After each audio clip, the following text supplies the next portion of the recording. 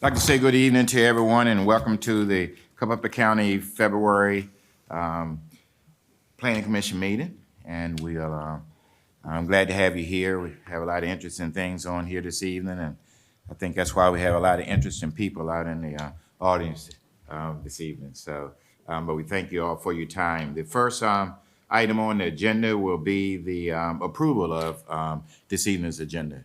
The chair entertain a motion. Mr. Chairman, please, before we move forward, I'd like to add an item under work session for just a review of the Armstrong project. Okay. There's a request to make an addition.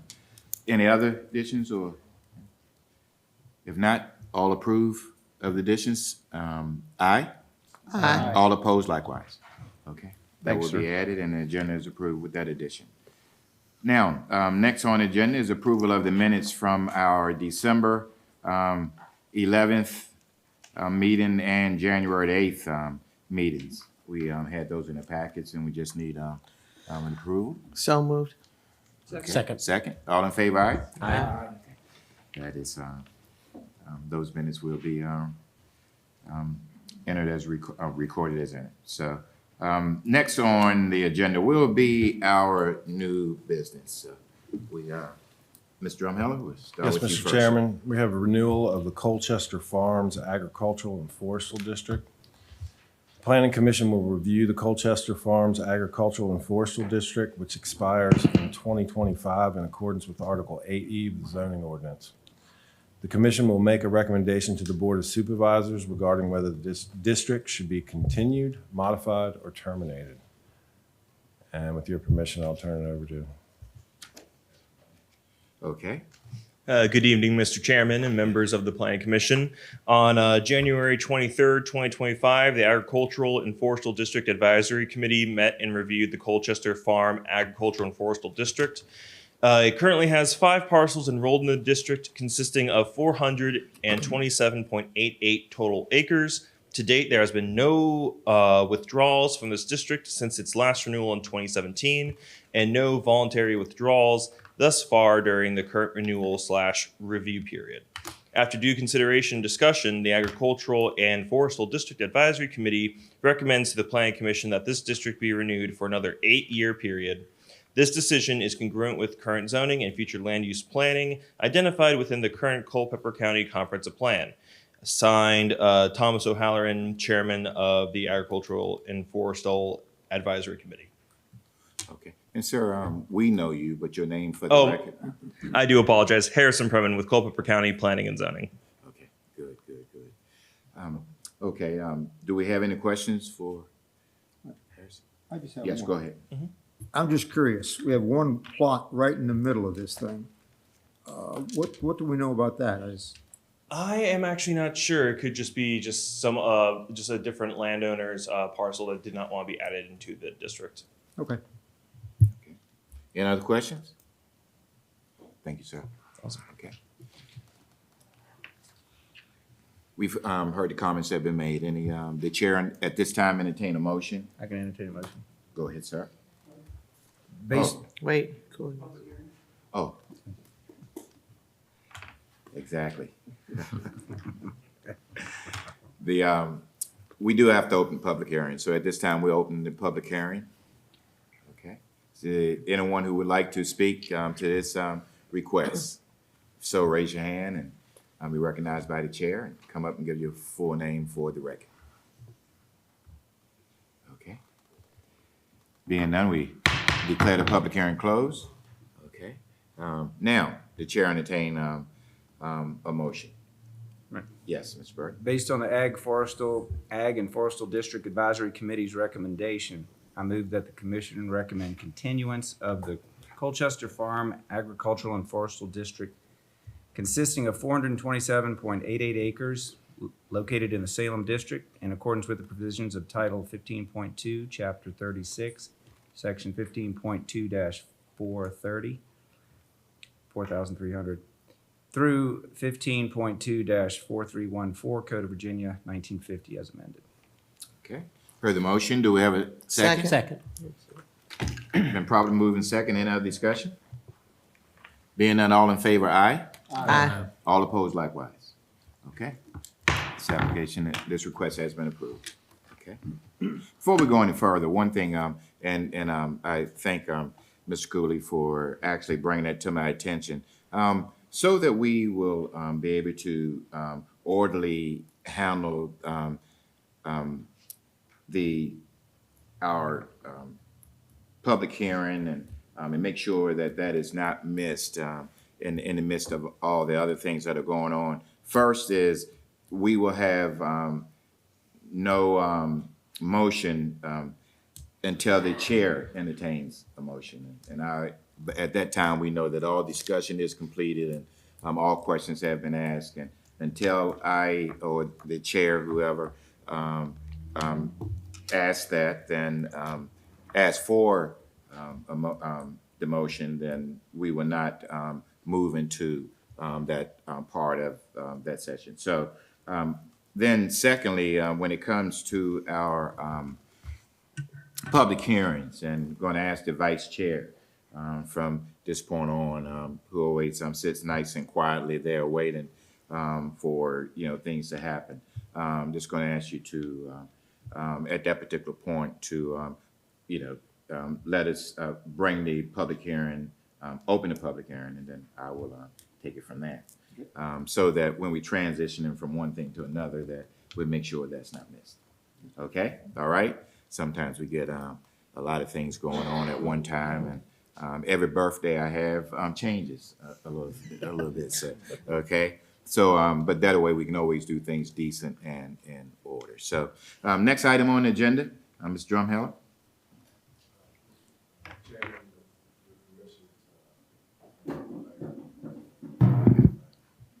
Is your microphone on? No. Neil? Okay. All right. Sometimes some of them just turn down low. Just want to be sure. Okay. Yes, sir. How you doing? Welcome back. Welcome back. Thank you. Okay. You have a white car, Sam? I do have a white car. Okay. Yes. Why did you Yeah, get it? no. I smelled white paint when I got out of mine, but no. I do have a white car. Is it okay? I assume it's okay. Oh, no. Look, I'm the one who's got to ask if it's okay. No. Mr. Chairman, we Yes. have, one of your favorite annual tasks is to review the capital improvement program. Yes. For the county. The planning commission, while you're not the purse holders, the board of supervisors will make the final decisions, financial decisions for these projects. The planning commission is charged by state code, to review the capital improvement program. And there is a logical connection. You all are involved in a lot of different projects, as you know, throughout the course of the year. And they involve a lot of different infrastructure that is taxed or potentially taxed or not taxed, or improvements that are necessary. So we've broken our capital improvements program for this year. We're looking at fiscal years 26 to 30. So we're hitting that 30 mark. So it's a 5-year document. It's a working document. What you're looking at tonight is very much a draft, as is the budget currently for next fiscal year, FY26. It's very much in draft stages. We're still in early stages, hoping to wrap that up in the next couple of months. Mr. Chairman, what I'd like to do, we don't have fancy PowerPoints this year. Sure. But what has been posted on board docs are the group summaries, which you'll see on the screen right now, for each of the sections that are broken down in the CIP, airport, schools, public safety, parks and recreation, and so on. And then also was attached was a total request, which basically shows everything and then gives you a final tally for what you're looking at for each fiscal year. So fiscal year 26, 27, and so on out to 30. And you can see that there's some bigger years. We have a bigger year this year than what we've seen. And we had a bigger year last year. Yes. And those are two attributed to mainly school projects that are needed. And we're working on those now, as you all know. You'll see another big year in FY28, and that is a courthouse project. That would be probably the earliest that project would start at this point. We're still working on the space needs analysis for that currently with the board. So just want to kind of highlight those bigger years because they stand out as far as the numbers go. With that, Mr. Chairman, I'm going to not walk through this because Tanya is here with the airport. She's our airport director. So I'd like to kick it over to the individual folks that work on this for their categories. And I can help answer questions. There may be some categories where folks are not here where I can help fill in the gap as well. I did want to note there are a couple of things that probably may need to be added to this. So it's not maybe the final number, but they're in hopefully in out year projects, meaning fiscal years 27 out to 30. And the other thing that to focus on, if you want to pretend you're a board of supervisor tonight, the year that they focus on is the most current year, because that's the year that they have to figure out how to pay for it. So that upcoming and current year is FY26, and you can see that is a larger year, but it's mainly for one project, and that's the elementary school that we're well underway of getting that started now. So before I sit down and we turn it over to Tanya, I didn't know if there were any questions that the Planning Commission had. For you. I mean, I had a general question, Sure. but, just looking at the overall CIP, I think we just briefly talked about beforehand, was the amount of debt, bond debt that's going to be created Right. for the next 5 years is close to $200 million. Yes. And so plus with whatever was already previously created, what does that do to our taxes?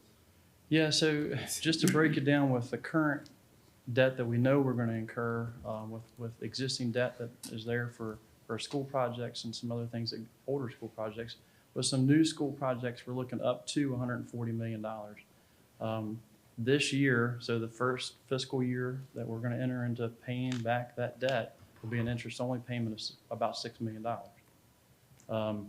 From there on out, for the next 20 years-ish, you're looking at a little over $8 million, or hopefully better than $8 million, short of $8 million, but around that target. So that's what you're looking at from $140 million worth of debt. That does not include the future projects yet, right, that you see in fiscal years 27 out to 30, including the potential very large courthouse project. That is the one, and then potentially elementary school number 8, which you will see starting hitting on fiscal year 30 as well. So And the tax rate for each $1 million is how much? The increase, the pennies, whatever the yeah, pennies so were. there's different revenue sources. Of course, real estate tax is one of the Right. primary sources, personal property, and then there are other revenue sources as well. But if our current real estate tax rate's 47 cents. We're in an assessment year. Equalized rate's looking about 41 cents. 41 cents on that on that $100 value. The penny itself, we're looking at it's about $969,000 for one penny. Personal property, we're at $3. That was peeled back from $3.50. If you remember around COVID, that dropped from $3.50 to $3. The board has since that time chosen not to raise that rate. If you add a quarter, that's about $1.7 million in revenue. If you add 50 cents back to where we were, 3.4. So there are other revenue sources besides just real estate, but the real estate penny will yield about $1 million. So the expectation is the data center out on Route 3 Right. comes online. When does that contribution, what year does that start? We're seeing some of it now, but Oh, it's you are? small amounts, meaning it's just the real estate value. So, for example, the Amazon facility that you see on Route 3 that is actively underway, under construction, that's getting assessed right now just at 35% completion at about $38 million. So there is an increase in real estate tax for that, but there's nothing inside the building yet, right? So for data centers, it's that equipment tax that's going to yield that higher threshold. And there are projections. We haven't pushed those projections out because we're working with a consultant to give better numbers to the board so they can plan for the future for the data centers that we're expecting. But those will help tremendously once they come online. But we're still 2 to 3 years out from that. When does the first one come online? The Amazon one? Amazon should come online. I mean, they could start by the end of this year, next year. We won't yield tax until the following year, though. The equipment, Significantly, yeah. right? Would probably be somewhere. The other ones are waiting. The other ones that you all know around the town, they're coming. They're in various stages, I'm sure, with Neil, with the site plans and different things that we're doing there. But they're waiting largely on power, too. So Dominion's still a couple years out with that. Typically, we try to be around 15% For the fund balance? for the fund balance. Yes. So And we have we'll be thankfully, the back. county's in a good fiscal position with the fund balance. Our policy, the board's policy is 10 to 15% of your operational budget needs from year to year. So we're above 15% right now. And even with moving forward, with these outlooks for debt expansion here with the schools, we should be okay there. But we will need to keep that in mind as we move forward, because as you pointed out, Mr. Kilby, we have some other big ticket projects that we are going to need to do. Maybe So. fortunately get to the point where taxes will have to be increased.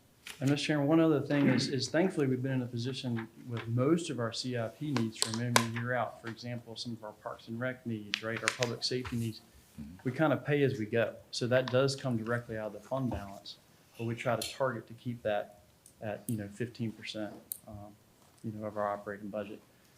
It's the bigger ticket items, the major renovation projects for the courthouse, for schools, that the general fund cannot cover, obviously. So you do go into debt to be able to pay for those projects.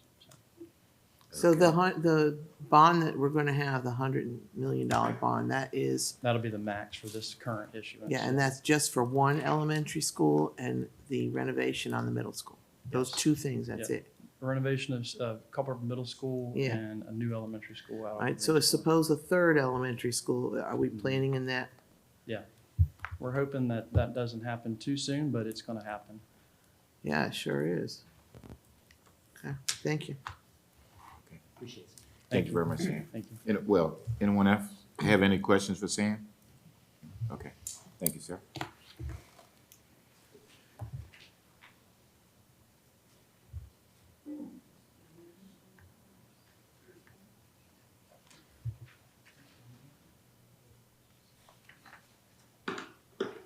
Mr. Chairman, members of the committee. Good evening. I'm Tanya Woodward from the Culpeper Regional Airport. And I always like to start off with bless you. Yes.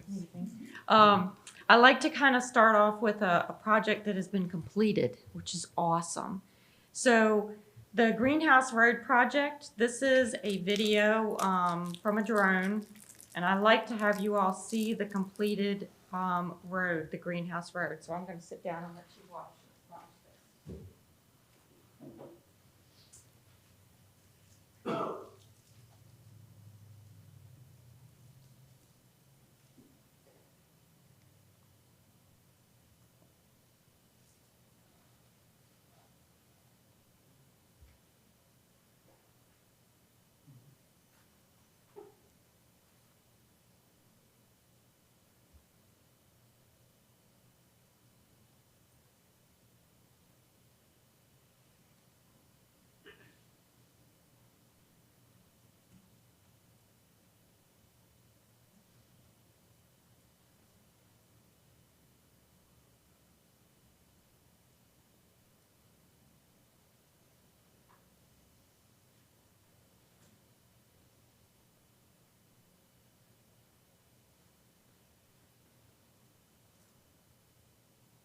And this road was built with primarily FAA funds. There was state money, local money, and FAA bill money that was involved in this road too. And it cost just under $4 million to build. It had to be built to FAA specifications as well as DDOT, because DDOT has taken it in under their covenant, and they will, of course, maintain it. So that's pretty awesome. That's why it had to be paved as well. And it now, the airport road currently, I say currently because this road is also obstruction removal, but currently the airport road is not a dead end road anymore because you can go completely around, that comes out of the industrial park.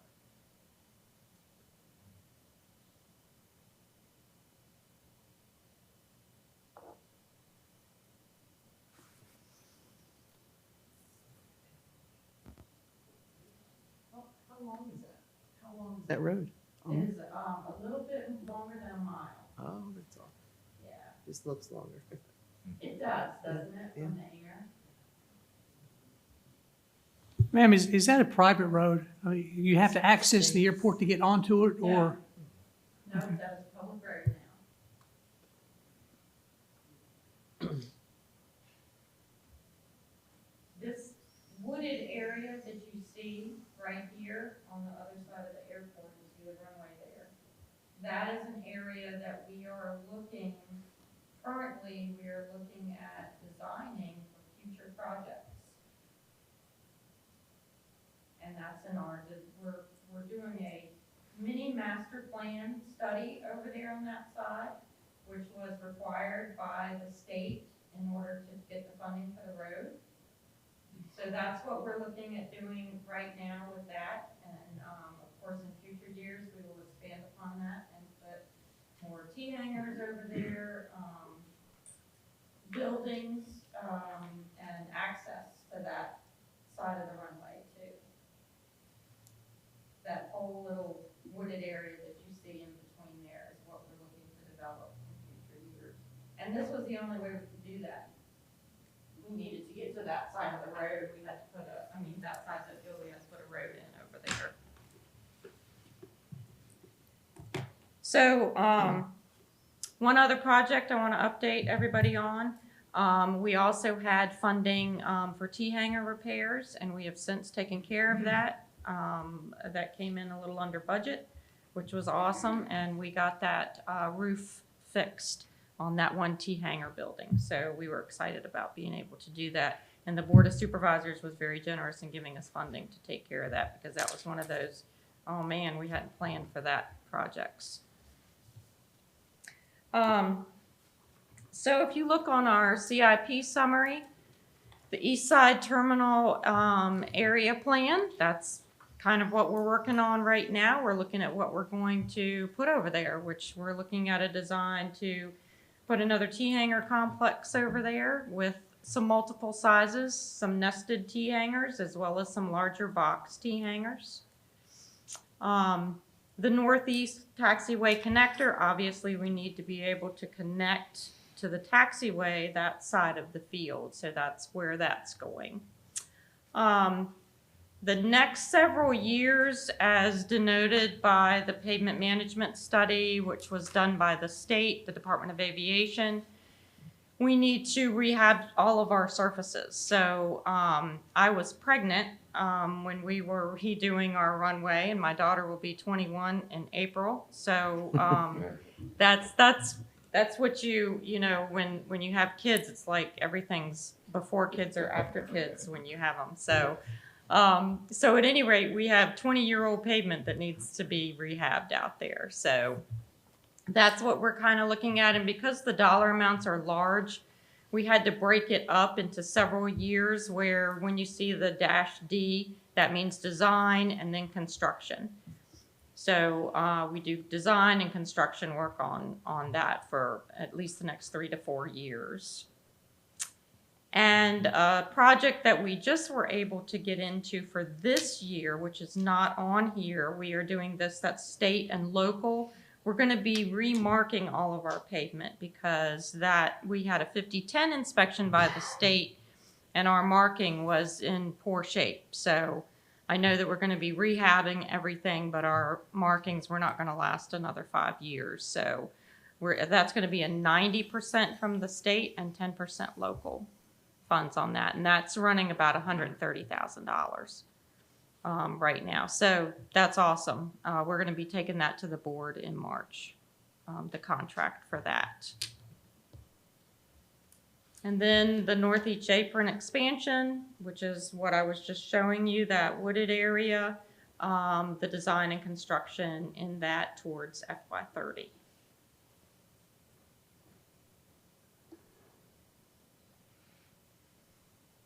Can I ask a question?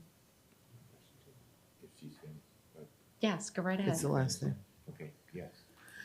How many planes are there that are on a leasing space? I don't know, whichever space, tie down or inside or whatever. How many We have total? about 169 based aircraft on the field.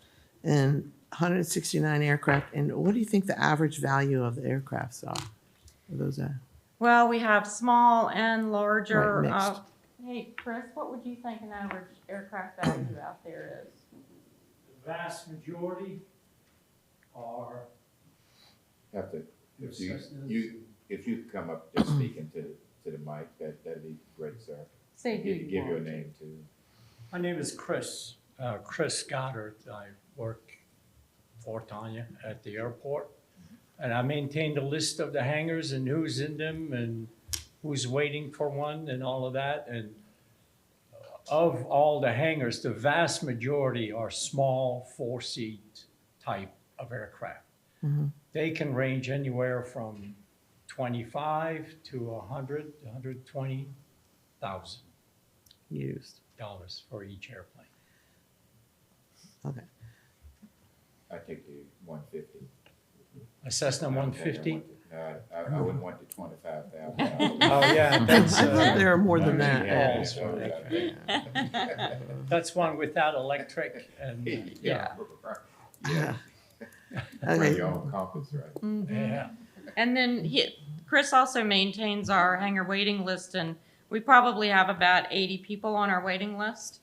And we have recently, we call everybody annually just to see, you still want to be on it, make sure they're still kicking, all kinds of stuff like that. And we just did that, so.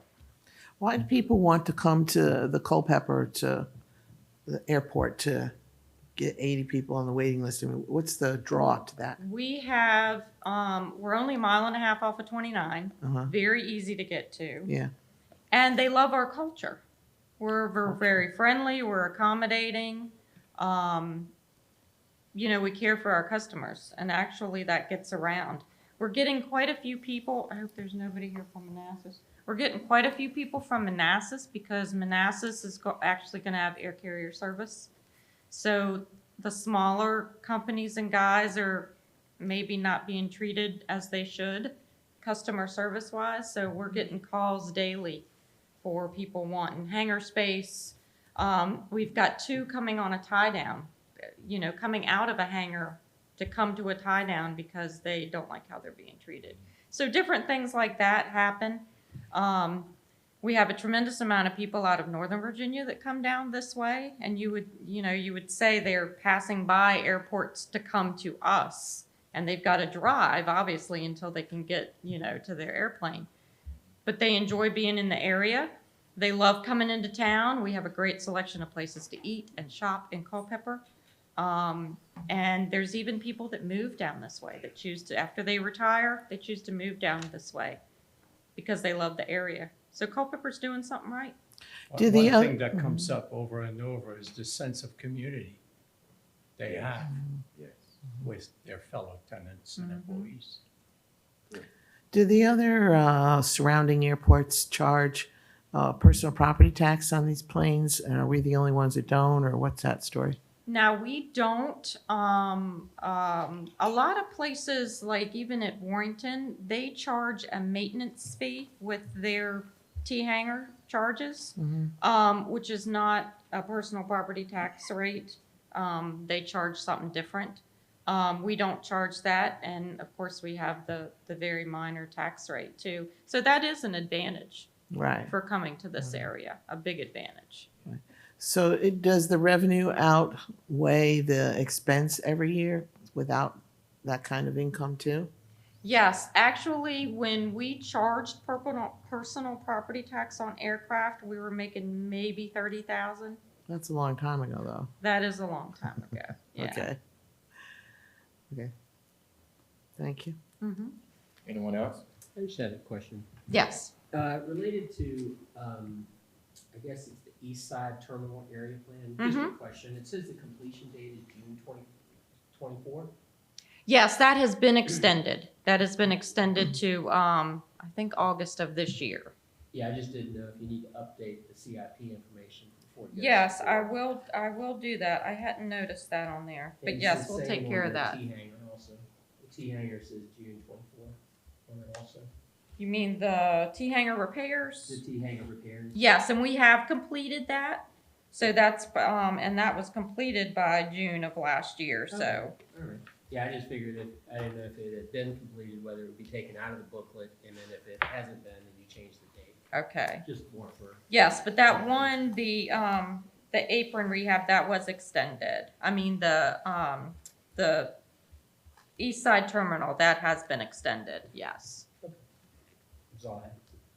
Okay. Mr. Chairman, ma'am, is the airport completely boxed in by the preserved battlefield land and maybe the industrial park so that the boundaries of the airport as it exists now can expand? Now, what we can go to with we would have to purchase some additional property. If we intend on going to 6,000 feet, which is in our long-term planning, we would have to purchase property from the, well, I don't know if it's I guess the Civil War Preservation Trust. Well, you know, That's what they the still state are. is beginning to assume that from the American Battlefield Trust. Yes, yes. So we would have to purchase some property if they would sell that to us, for that. But we can go no further because of 29. Yeah. So that way we can't go any further. We could go further by purchasing additional property, to the north end. If you don't get any additional property, is there a point where you sort of reach build out? That is, the amount of buildable property that you've got within the perimeter of the airport now, you just run out of room because you've built it all up, and any idea how many years down the road that might be? Wow. I would say you're looking at 30 years probably down the road before you would do a build out on that, if not longer. Thank you. Anyone else? I want to say one more thing. This is our 25th air show this year. So we are planning an exciting air show for this year. And it's pretty amazing that with the help of local businesses that we've been able to do this free to the public for 25 years. That's amazing to me. So we hope that you all will join us for that. Sure. Thank you very much. Okay. I think the next one is, Education. yep, schools, education. Before Dr. Brads or Neil come up, I wanted to just mention, you see the prior appropriated amount that's already in the budget, current year, 69 million, that's for the middle school. Those plans have been approved. That project's well on its way. The list there, the longer list that you see there, those are prior appropriated projects, and if you want, the school can certainly update you on those as well. But that next list there to the right, projects starting with A.G. Richardson's roof coating, and then down to the phone system upgrade, are the ones that are plugged in or drafted in for this coming fiscal year. So we'll be focusing mainly on those, and then there, of course, there's other projects from there, Mr. Chairman. But the other bigger number that you see that's programmed in for this year is that new elementary school. And I just want to highlight on this document at the source that we label as the sources at the top. That's where you see the breakdown of whether it's a general fund or a debt funded or other sourced. School system does have operational money that they turn in if they're at the end of the year typically. And the way the board is orchestrated with the schools over the past several years is they use that money towards capital projects. And the school system, I'm going to explain, they also have some carryover money. Bottom line is for this year, the main thing that we're looking at for FY26 is the school, but that is going to hit that debt funded category, right? So the $750,000 that you see coming out of the general fund is money that's turn-in money for the schools. So there's no new, at least this year, no new local dollars that haven't been already allocated or either going to be through a debt funded project at the elementary school or other source money or turn-in money. So I just wanted to highlight that before they got up here to explain the projects. From a funding standpoint, it looks like a lot, but it all fits. So that's the best way I can describe it. It all fits with what they have, set up to do today. So, I have one question. For Sam. Can I ask you one question? yes. Can So- I ask you? Did you want to I wait? want to for him ask or- Ken, well, I just Oh. want to ask you something. Are you finished, Sam?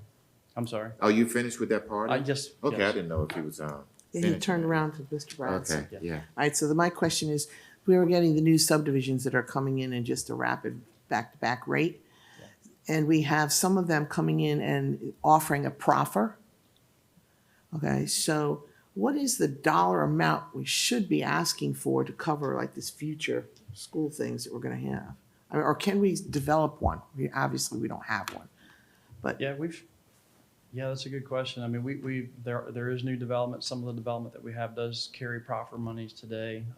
You know, Lennar is quickly building on the northern end of the county, Clevengers, they do have education right, but proffers. We're actually gonna, recommend to the board they capture and use that money this year to help pay down, the debt we're incurring. But that, just to give you an example, we have, I don't know, how many homes do we have up there now? 175 more townhouses are coming. Right now, it's about 280 that have COs in that range. So based on some prior, much smaller projects, proffer-wise, and we've used proffer monies over the years for like 3 Flags years ago. We have about $1.5 million out of 280 some homes. So that gives you an idea of what they're paying. The proffer that they pay per home, I think, is somewhere around $9,000 for education. The total is more than that because there's proffer allocations towards other facilities, public infrastructure needs. But Ms. Thornhill, to answer your question, it'd be a lot higher than that. You know, I was thinking maybe we should try to come up with a number that we like that's gonna take care of this CIP situation going forward. Because right now we arbitrarily get numbers. And yes, we can't ask, but Yeah. we don't. And the county has specifically shied away from a set proffer policy because of the state considerations in law that surround proffers. But Everybody else has got a number. Right? yeah, That's all I'm saying. Yeah, and some That's of those it. localities unfortunately have had legal issues by doing that too. But yeah, we do try to shy away from that. But yeah, that's certainly something that the planning commission and the board should certainly look at with any future development for sure. So, It would have to be like an adequate public facilities Yeah. scenario where you basically look at the capacity Yeah. analysis for the school system and then adding the extra schools and what this particular development would put it above. And the CIP would be your driver, right, for Right. that, to develop that adequate public facilities document that you would drive those numbers from, so.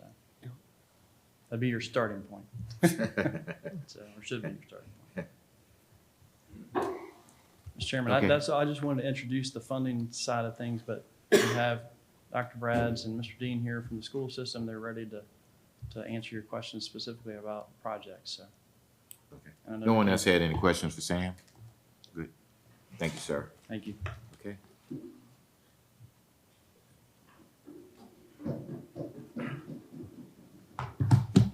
Mr. Chairman, Commissioners, I'm Tony Braz, Division Superintendent, Culpeper County Public Schools. Sam alluded to this FY '26 to FY 2030. Wow, it's a big number. And I stand before you here for the 10th time. How about that? This time I have with me Mr. Neil Dean, our new Executive Director of Finance. Some of you may know Mr. Dean. Yes. So I want to introduce Neil. Also want to thank Sam and his transition from his previous role and been very active in our joint Capital Planning Committee meeting, and certainly the assistance that he provides and his staff provides with us putting together our school system CIP. I would say, again, hearkening back to how successful we were jointly working together to have a joint career and technical education committee to build CTEC and how that worked with Board of Supervisors and school board members and staff. We used that format, and I've shared this with the commissioners before, that we modeled that when we started going forward with knowing what was coming down the road with other projects, both minor projects and major projects for the school division. So we have a very active joint capital planning committee that consists of members of the Board of Supervisors and the school board and respective staff. So that's been going on, and I think off the top of my head, we've met 32 times. That's monthly. That's a lot of meetings. So that's very valuable for us. As Mr. McLaren said, you know, in terms of funding, oftentimes at the end of our school year, we have underspent expenditures or excess revenues, those go back to the county. Everything that we have reverts to the county. We have a great arrangement with the county that they put that into our capital fund. And in that capital fund, then we can develop these kinds of items unless and until it requires a bigger ask in terms of borrowing funds. And you'll see, you've seen some of those. So what I'm gonna do this evening is go really quickly through. I'm sure your slides are gonna match here once we get to the first item. You can follow the detail sheet. I'll go down in order and see if you happen to have any questions. But from there, I just want to start with your first item in the packet is the middle school project. Mr. McLaren mentioned that. That is underway. Just last week, we received bids on that project. We'll start action on that project in April. Substantial completion is expected for July of 27. So we're very excited about that. Renovation, modernization, and addition to Culpeper Middle School. So that's rolling. I'm gonna move on unless you have a question about anything. Sound good? Hey, Dr. Brad. Yes, sir. I got a question about the buses. You got $735,000 for new buses, so is that? Well, yes, sir. I'm not there yet. Oh, Can okay, can so we you're- can we go page by page? Oh, I'm sure. sorry. I thought you were getting ready to turn a page. The next item is the chiller. Is that not your order? Okay. Yes. I'll get there, sir, but I couldn't keep up on that. I apologize. So any questions on CMS? Okay, thank you. Okay, we have a prior appropriation and how, as Sam described, funding works with us putting money into our capital fund for an anticipated project. If we do not request those funds, then they're appropriated but not released. And that would be the case of this item for the CMS chiller. Since we're renovating CMS, we do not need that CMS chiller fund, so that will be repurposed. So I'll share that with you, but it remains in the CIP. It's down to $93,000, as you see, but that initial appropriation was $950,000. So we have transferred that by coming back to the supervisors and saying, we would like to repurpose that to other projects. And that's been very helpful for us with both ESSER funds and funds of this nature where we don't have to do those projects because of some other reason. In this case, it's the renovation to the CMS. A maintenance warehouse, if that's the next item, yes, everybody on board with that list? I'm not sure. Are you looking at your detail sheets? Yeah. Okay, we're good. Okay. That's also a prior appropriation. Maintenance shed replacement is a prior appropriation.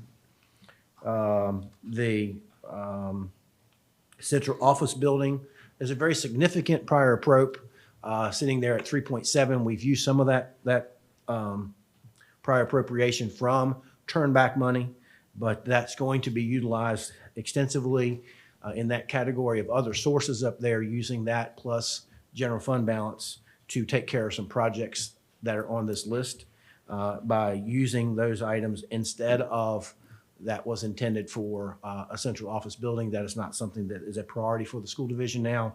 We are in a rental arrangement for our central office functions, and that is working quite well for us. So that's a prior appropriation. Sims Drive extension coming down the list. It's a prior appropriation. We started working on that. Have a good project going there. We are optimistic about where that's going. This is going to be an extension of Sims Drive going through and behind A.G. Richardson School over to, I'm going to forget the name of the, over to 299 by way of the road to the apartments back there. Right. Friendship Heights, Friendship Manor Way or something, yes. So very excited about that. So that's underway. We've done some survey there. And the county attorney's working with us and certainly county administrator's team on that project. So those are prior appropes. The kitchen equipment is a prior approach. Master plan for the new school is underway. That is the elementary school number 7 that Mr. McLaren spoke of. So that is, I'm down to one of the last few items in your list there. So that's a prior approach, as is the new boiler for Pearl Sample Elementary School. You'll see that particular item in your detail sheet. There was a prior approach and then an additional approach for other sources to make that project work by using another $111,000 to have that project go forward. AG Roofing, as Sam also said to you, that's the start of our new projects for FY '26. So from here on out, I'm focusing on what's going to be in FY '26, and that is based on the turnback money of the $750,000 referenced in earlier, but also from repurposing quite a bit of funds that we're using differently, and we'll come and ask the supervisors to move those items over. So in that case, we've got the AG Roofing, that's a prior appropriate, but that item, the cost of that project needs an additional appropriation from last year's turnback money of $145,000. That is a coating on that metal roof there that's 20-plus years now. New elementary school number 7 is the next item on the list. That looks like a giant number. Yes, $42 million. That is anticipated for construction, soft costs, and land purchase. So that's all woven in there. And as you heard the overview from Mr. McLaren in terms of debt funded for the CMS project, major project, the elementary school number 7, and the land that goes along with that. I'd have to pause there and say, and certainly again commend the county for the relationship that we have with respect to that joint capital planning committee, because when it came clear that we because of the rooftops that you're speaking of, we need another elementary school, we demonstrated where that need was. It was not where the county had land, unfortunately. So we had to go out and find land that was closer to our current schools to take the pressure off of those schools. And then holding, I would say, in abeyance somewhat, the other properties that the county has for possibly elementary school number 8 down the road. That's number 7. That's underway. Mr. Bragg? Yes. Dr. Yeah. Bragg, sir. If we can just ask you, I think it's a few questions. Sure, absolutely. That, so, Interrupt me I'm gonna get going, so please. Okay. Ms. Thornhill.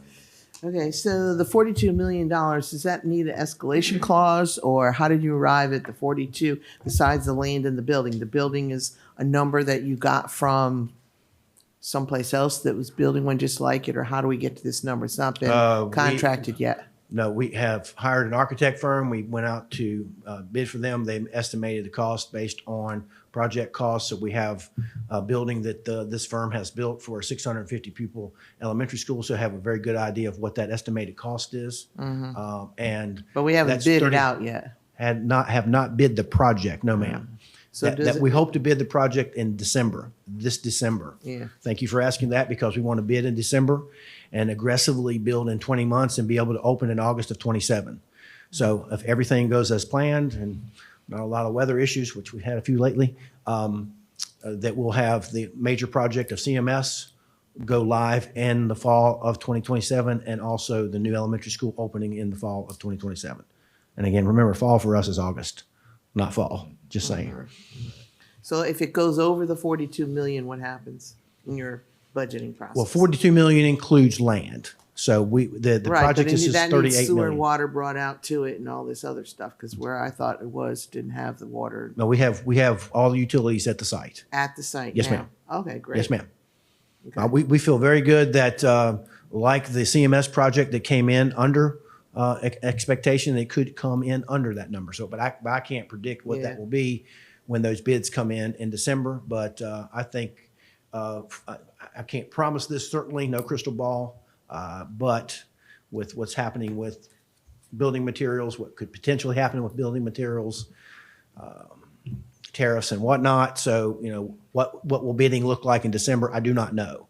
But we feel very confident with the 42 million. And again, it's not my role to say, but if that's done effectively, monitored by our joint committee, and also we need additional funding, then we would come back to the county and say, the price has gone up, and so we may need some additional funding.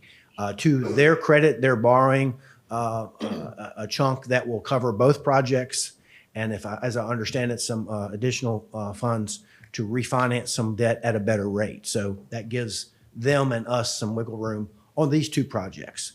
Does not speak to any other major projects going down the pike here, like elementary school number 8. Okay?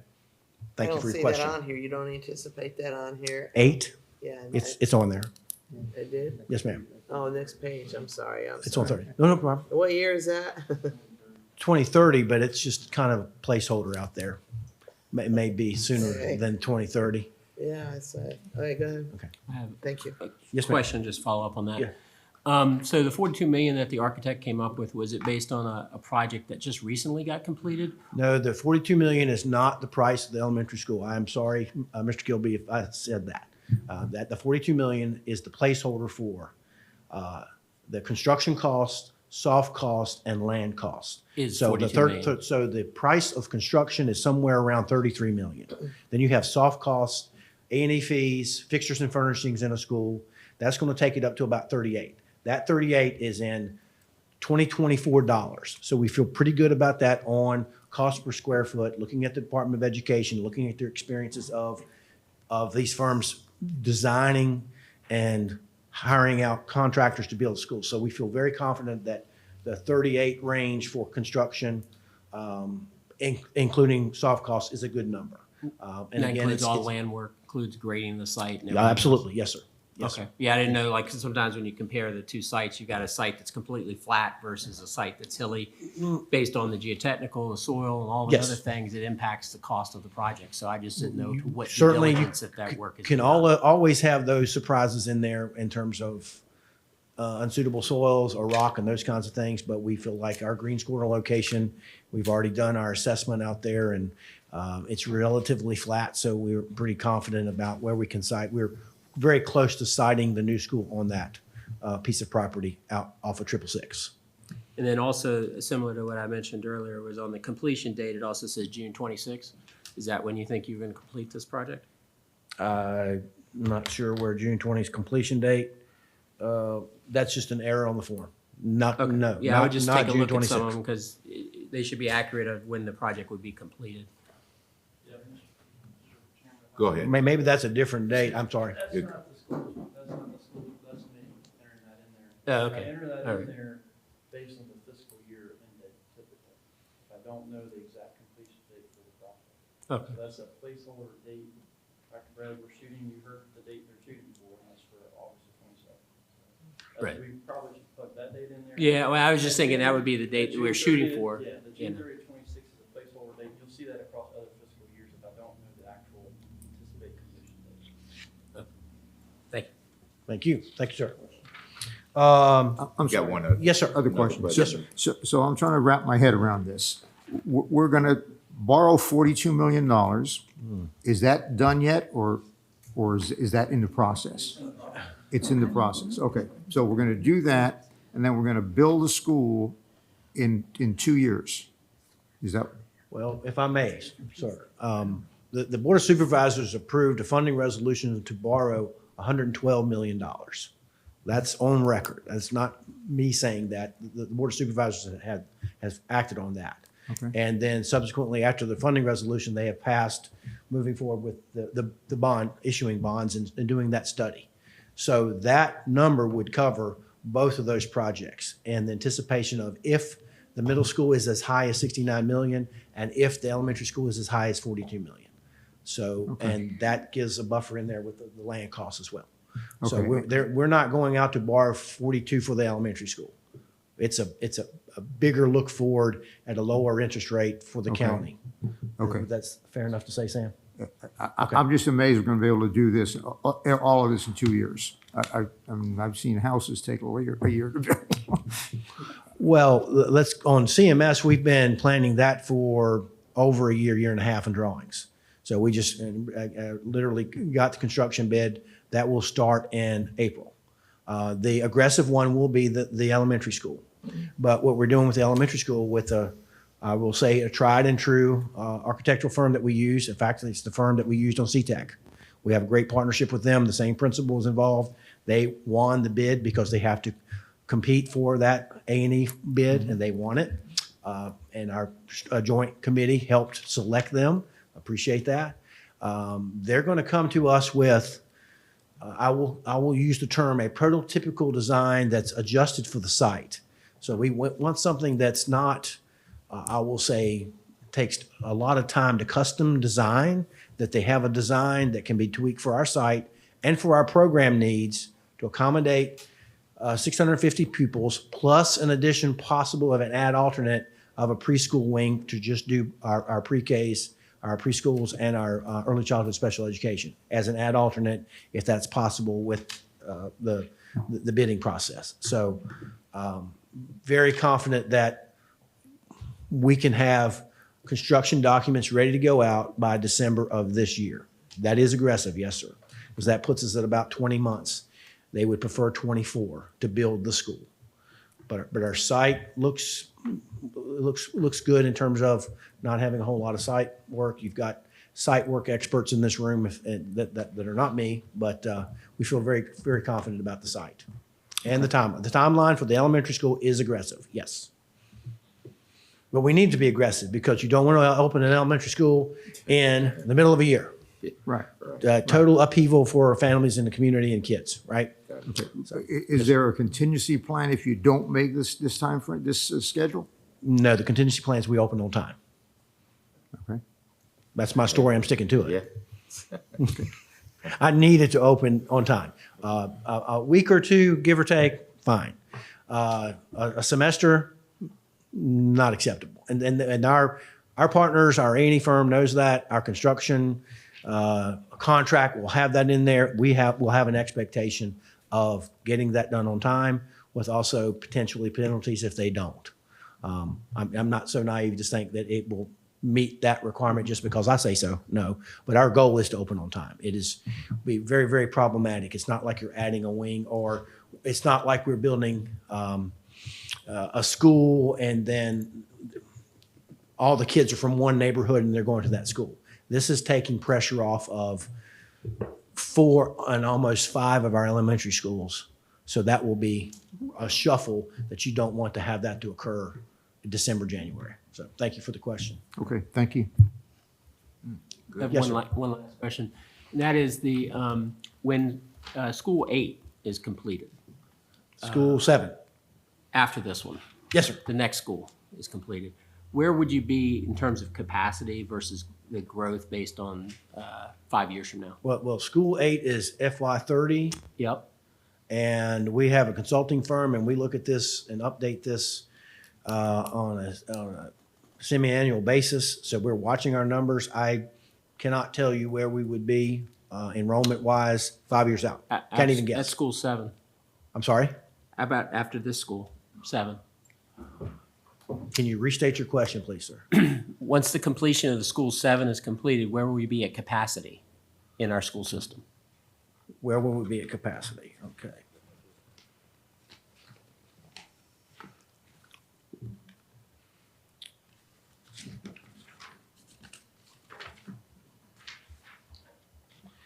So, as of December 24, in terms of academic capacity, AG was at 93%. Emerald Hill, 92%, Farmington, 87%, Pearl Sample, 110%, Sycamore Park, 97%, Yow, 100%, Culpeper Middle at 90, Floyd T. Benz, 82, Culpeper High School, 85, and Eastern View at 81. So division-wide, we will be at 90%. And so that's you're right on the bubble of being on the cusp of not having enough space. Adding that additional school will help those percentages. I can't tell you today what the help will be, but we're under pressure right now to need that 7th elementary school. And if rooftops keep coming in the town and in the county, then it's hard to say how rapidly we will need that other elementary school. We have capacity at secondary or middle and high school for the near term. When I say near term, 3 to 5 years, particularly with adding additional capacity at CMS. That's not super precise, but we look at our numbers often, and we work with the county and planning and zoning in terms of new subdivisions. In fact, they call us and then call Sam saying that we've said that we want them to come, and that would not be the case. Just saying. I hope that helps on those percentages. Yeah, I was just trying to figure out, to what level will we be to the situation where we're not going to be adding schools, based on the current growth trends that we're seeing. when you're not going to be adding schools at the Like, current at- level, at the rate no that time we're adding soon. them Right, currently. Yeah. right. Okay, so I'm not sure. I talked about. I went back to that page. Sorry.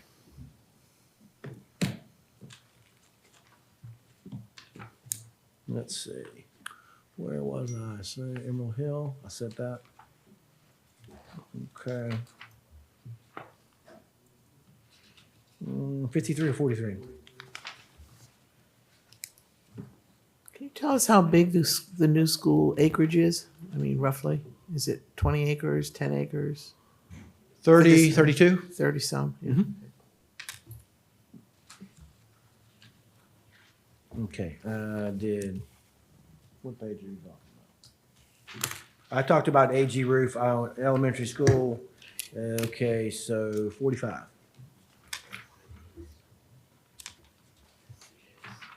Um, 45 was new elementary school. 46, these are FY 26 based on turnback money or repurposed funds.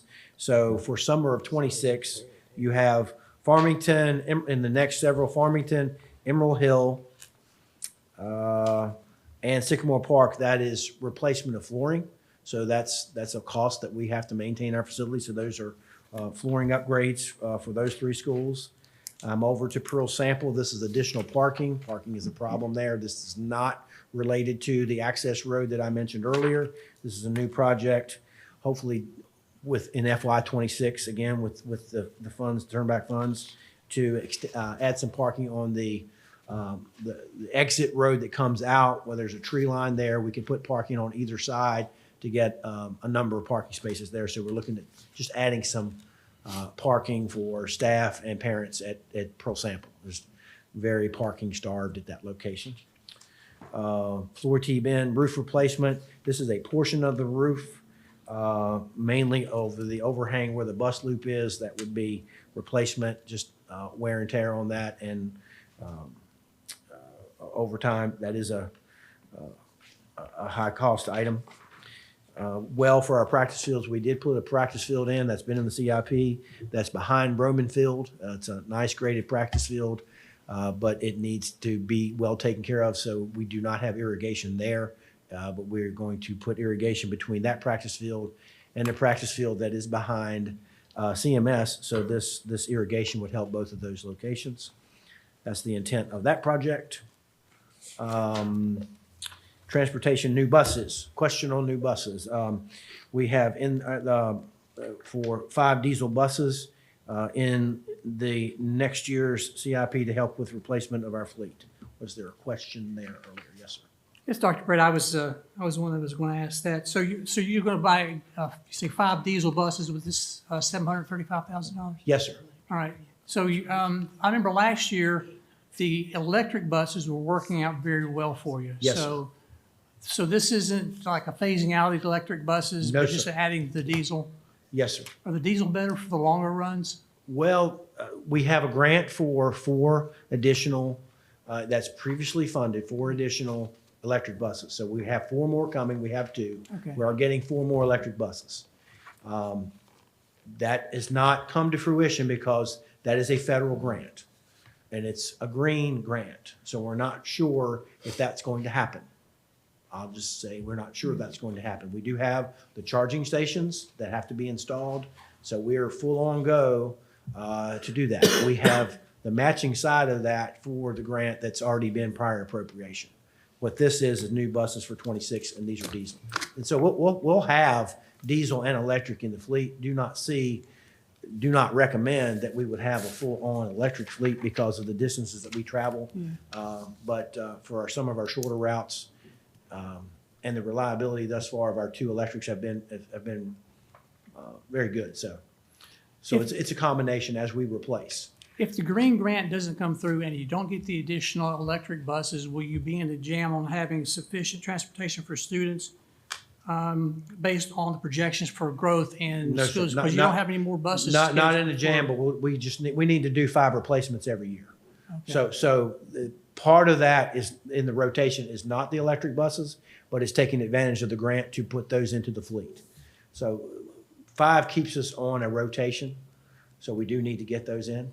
Does that Okay. make sense? Yeah, it does, but there's no more money programmed for buses out past FY '30. So you don't have to spend at least some money every year on buses or request a certain amount of money every year on buses? Well, it depends on what we're going to have available in the CIP. So when we Yeah. redevelop the CIP, you may see buses again. I see. So we're not committed to locking in 750 in the CIP at this time. I got you. Okay, all right, thanks. Okay. Okay, Pearl Sample, that's a prior appropriation that needs additional funding to complete that project. So it was prior appropriation of 1.3 million. It needs an additional $335,000 to finish that project. That project is ongoing. It's not complete. It's near completion, but we're working on that, but need FY '26 appropriation. A phone system upgrade that is division-wide. Emerald Hill heat pumps, same thing. Well, I'm sorry, let me pause there. Now I'm moving into FY '27 land. So I can hit those very briefly or go back to some of the 26 items if you wish. Questions. So those items we just went over, from Farmington flooring all the way down to the system, the phone Yes. system upgrade. My understanding is you said that the funding for that has come from either turn back money, leftover money, something or other like that. Yes, Is sir. that correct? Yes, sir. That slide right there, great question. If you look at FY '26, 750, 42 million, obviously that's the school, but the 750 is turned back. And then the 3,069,000, that is previously appropriated funds that we're going to use differently. Think about that central office appropriation that we had set aside that we're not using it that way. So we're going to apply that to these items. Okay. So as Mr. McLaren said earlier, there's nothing here that we don't already have in our CIP or that we've added with our turnback money from this previous year that would require additional funds from the county to do these minor projects. Okay, And and I again, I think- call these minor. Okay, yes, sir. I think I asked this question last year, but I have terrible memory, so I'm gonna ask it again. So money gets appropriated to you, and if you don't use it for the purpose, or you don't need as much as whatever, for the purpose that you initially planned it, you can go ahead and use it for something else. How long, no, Okay, so are we in the CIP land only? Yes. Okay, yes, sir. okay. So if- how long, I mean, does that money stay, you get money this year and you can figure out in the next 5 years what to do with that? Yes, sir. Or does the money go back to the county after so many No, years? well, the county, I will explain and then Sam will correct me, okay? But at year-end balance, that we would return to the county for the point of placing it in our school capital fund. And we'll develop a CIP. If those projects either are, we can't do them, it took us 3 years to do the gym floor at Floyd T. Benz because wood wasn't available, for example. So those funds sit, after it's sent back to the county, they reappropriate it to our capital fund, and it stays there. Now, if we need it for something else, we come to the county administrator and the board of supervisors and say, remember the funds that we had there for this gym floor replacement? Somebody came in and gave us the money for the gym floor. We don't need that now. We would like to take that money for the gym floor and apply it to some other project. So they would have to permit us to, I will use the term, repurpose it. So it can sit there for 5 years. Okay. But we can't just say, oh, it's there, it's our savings account, let's go think up of a project and go get it. We have to come and explain why that project needs to be, the funds that were previously appropriated, remember, not for a project that hasn't been released for that project, it's sitting there. Right. So we would have to ask for it to be released for a different project. Okay. Okay. Okay, so if you get money appropriated to you, it stays with you in a fund. Yes. That's protected by the Board of Supervisors. And Yes. if you want to use it, you ask them. Yes. Thank you, sir. It's good because it's still their funds, technically, and we recognize that. Yes. We'll be doing a bunch of transfers, basically budget transfers to get the balance sheet cleaned up for every project. Any project that had a balance, you'll contact our finance director, we go to the board, we clean it up, and we get everything squared away. Of course, to answer your question. Okay. Yes. Okay, so I just ran a calculation here. So each the new elementary school will hold 650 capacity coming into this, right? The new one. How many kids are gonna be able to occupy the new school number 7? 650 or more? It's built for a capacity of 650. Yes, Right. ma'am. And it costs 42 million. No, ma'am. It It costs- costs 38 million. 38 million. If I divide 650 into 38 million, that is $60,000 per kid. If you say so. Yes, ma'am. Okay, so then we need another school coming up, probably number 8. Seems like a high number per kid. So that's why I'm going back to, we need to ask for more from these developers that are coming in here and taxing our infrastructure with these. At the time, it's our charge to design yeah, a facility to meet our instructional needs with those professionals, go out to bid and do it in the most cost-effective ways possible. And that's not the cheapest way possible, but that's the best price possible. The sources of revenue, we're trying to be Sure. good stewards of the opportunities that we have for both this capital fund and when the borrowing takes place. Sure. I don't disagree with you on the proffer situation. Our biggest pressure is not coming from the county proffer situation. I said the T word earlier, and I'll just stop there, okay? A lot of developments in the town that have a huge impact on your schools. Okay? Thank you. Everything else on the list is FY '27, very small projects. Then we go all the way out to FY '30 and the potential for a school. Now, that's just a placeholder number. That's not an FY '30 cost for inflation on that. It's just a placeholder because it's 42 million in FY '26. We use 42 million in FY '30. So that's no inflation there whatsoever. That would have to be revisited, and 42 million could be less, could be more. It could be less because if it can be built on a piece of property that the county already owns, that's a piece that you save, that we would save together. So, yeah, so that, again, that's a placeholder for us. And we know that, for the county and their purpose it helps them that, and it helps us for our planning purposes, what's down the road. But really, for budget purposes, they're looking hard at FY '26, both for us and for the Board of Supervisors budget. Okay. Be happy to answer any other questions you may have, or Mr. Dean can help us with any questions as well. Happy to answer any questions. Anyone have any questions? I do. Just Go one ahead. simply, as you plan out to future elementary school 8, and you get out 3 or 4 years, will you find a need for an additional master plan for new schools, like another $150K for more study? Or did that master plan set you up for several schools? Does that make sense? Use that same model. The master plan was, I won't say master planning, I would say it's just planning. Because you go out and you get an architect and engineering firm on board, you're spending money. So $150,000 master planning, that's for that school, not for division-wide enrollment.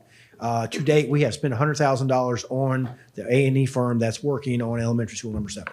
Luckily, previously appropriated $150,000 for that purpose.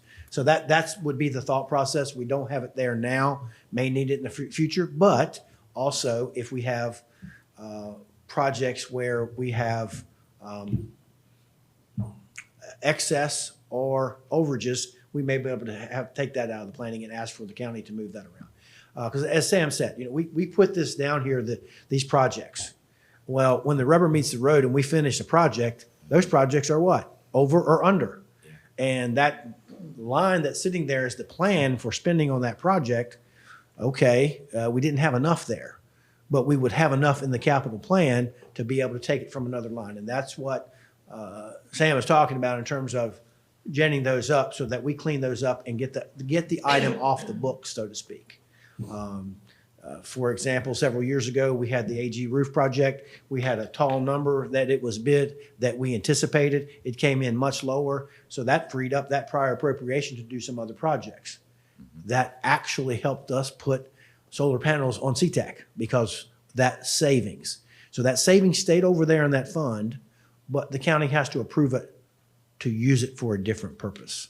And I would say to that end, it's a great relationship that we have this, and it's a fantastic ability for the school division that we can do this in, with those, with that capital fund. Good, good. Like I say, you all doing a good job and, adjusting things and all these, new homes and all that's coming up, and we still in the heritage percentages that you say, for some of the schools, 90%, 80%. 100%. Yeah, keep up, yeah. Yes, sir. Keep doing the magic, so, all right? If we don't have any other Thank you, sir. questions. Thank you, sir. And I think you have a good right-hand man, too. Kind of hard to get someone else to fit. First round their draft pick. shoes. First round draft pick, right? First round. First round. Okay, we'll accept that. Thank you. Mr. Chairman, I think the next one is IT. On your agenda, just real quickly, there are two projects there. We are anticipating programming in $50,000 for this year, primarily for server upgrades. Todd's not here, so, but server upgrades that are here at the county office building. The other project that you see on the list, that one's been kicked out from year to year, and it's going to continue to probably do that. We have a good system in place that works, and it works well with our current finance staff, and we need that. And the software upgrades will probably be needed in the future, but right now we're still kicking those out. So you do see that. It's a big ticket item. It would be a comprehensive financial program system for the whole county. But the most current need is, we do have projects, as you can see, we do have prior appropriated money going back to that other project that is listed first there. We do have prior appropriate money there to go. We just don't have enough. That's why that 50,000 is needed to get that project done this year. So, have any questions on that? Any questions? No? Public safety, I'll be brief. We have a couple different folks here from our public safety organizations. We have Mr. Perriman here with the Culpeper County Fire and Rescue Association. And Mr. Chairman, if he could come up first, he's first on the list there. Those aren't specific project needs. He reminded me that we do have one coming up really quickly, and I'll let him explain that in further detail, that it's not on this list, but it's very expensive, and we need to plan for that, and that probably does need to be added to this year's CIP. It's not on there now. But those first three lines, historically what the board has done with the Fire and Rescue Association, you see those numbers there, $1 million basically. And then we had a year, I guess it was maybe like a couple years ago, additional capital is what we called it, just as a placeholder for other projects that were coming up. And that may be the category we need to put. I'll let Mr. Perriman explain that, but that's a pretty large number. He's behind. That's coming up, but that may be the category that we use to program in a couple $1 million extra there. And we also have, Mr. Chairman, after you all have asked Mr. Perriman questions and he's explained the needs that the Fire and Rescue Association has, we do have Director Uten with Emergency Services here. He does have a request this year, and then I can kind of fill in the gaps with other items that are on the list. Mr. Howard is here. As you know, he touches just about every category in some way, shape, or form, and he can help me if there are any questions relating to some of the other categories or specific projects there. Okay.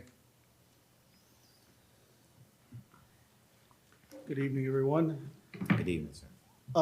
Any questions on the first two lines, the $1 million, the 800,000 and 200,000? That's been a standard, like Sam said, for the last 3, maybe 4 years now. We were getting 400,000, but the cost of everything going up as far as HVAC units, roof replacements, trucks, big capital expenses just kept skyrocketing. So the county helped us with doubling that and also enabling us to bank a little bit of money, $200,000 a year, to go towards unexpected projects or big projects that we know are coming. I do know that significantly helped Little Fork when they went into their build. That was at a perfect time, perfect storm, where we were able to contract and rebuild that station for about $3 million. If you were to do that today, you're probably looking at $6 or $7 million for that station. So timing was great. Let's see, the next item. Director Uten will probably also mention this. I mentioned it to Sam, cardiac monitors. We are working with Department of Emergency Services, the volunteers are. There's a need for cardiac monitors to be replaced. They're coming to end of life. We just did a count and we received a quote from one of the vendors. That's a $1.3 million expense. Again, volunteers are not going to be able to raise that kind of money to replace all their monitors. So we're looking for some capital money to help with that. We're also trying to help ourselves. We're reaching out for a Rescue Squad Assistant Fund, an RSAF grant. The max we get on that is 50-50. So if we can get 600,000, I'd be tickled to death. That would be less tax burden on the county to help us out. But I'm sure Director Uten will talk more about that. Fire Department training facility. Just to give a little background, today we go to Spotsylvania, we go to Orange, and now we're going to Louisa to do our technical burns for certification for the state. We have buildings that are concrete or steel. We light fires in them, and we go in and put them out. And we do 8 to 10 evolutions on a Saturday with 20 to 30 students. It's an all-day affair. It's a lot of resources. It's a lot of equipment leaving Culpeper to go and do those things. And it's just not a one-time thing. We go there often. Our troubles today is that with the other jurisdictions growing so much, and they're bringing on new career staff, so they're needing to train more and more and more. It's becoming more difficult to slot that one day or a few days for us to go to these other jurisdictions. So what we're looking at, we have a work group today looking at a training facility in Culpeper. To be honest, this has been going on probably for 15 years. We've been looking at it. I think with CTEC, we saw the benefits of the partnering with the volunteers and the fact that we still, the high school students are getting the same training as the volunteers are getting. So we're helping each other out. But again, the biggest thing is the facility. The county has been able to allocate, with the help of Dr. Brad's, 20 acres, which is out towards where Eastern View is. We're beginning some early work with an architectural firm to help us with some engineering and look at placement of the burn facility or map out a 20-year plan for this facility. And it's not just fire, it's going to be more of a public safety type facility where law enforcement can go in and force doors and search a building with multiple rooms in it, multiple floors. Long term, we'd like to have a driving range out there for emergency vehicles, for emergency vehicle operation course. We'd like to have some training rooms out there. We'd like to get a high bay facility that's 2 to 3 stories where we can get inside during inclement weather. It looks like a row of townhouses or a city block inside, which allows us to simulate emergencies. We can actually even get a tower or ladder truck inside and go up 2 or 3 stories and practice with that. So there's a lot that this new training facility is going to help us with. We have a placeholder here of 3.5 million. And we're probably at least 2027 out before really getting into any large expenditures. But that still all has to go through the planning and agreements with the Board of Supervisors.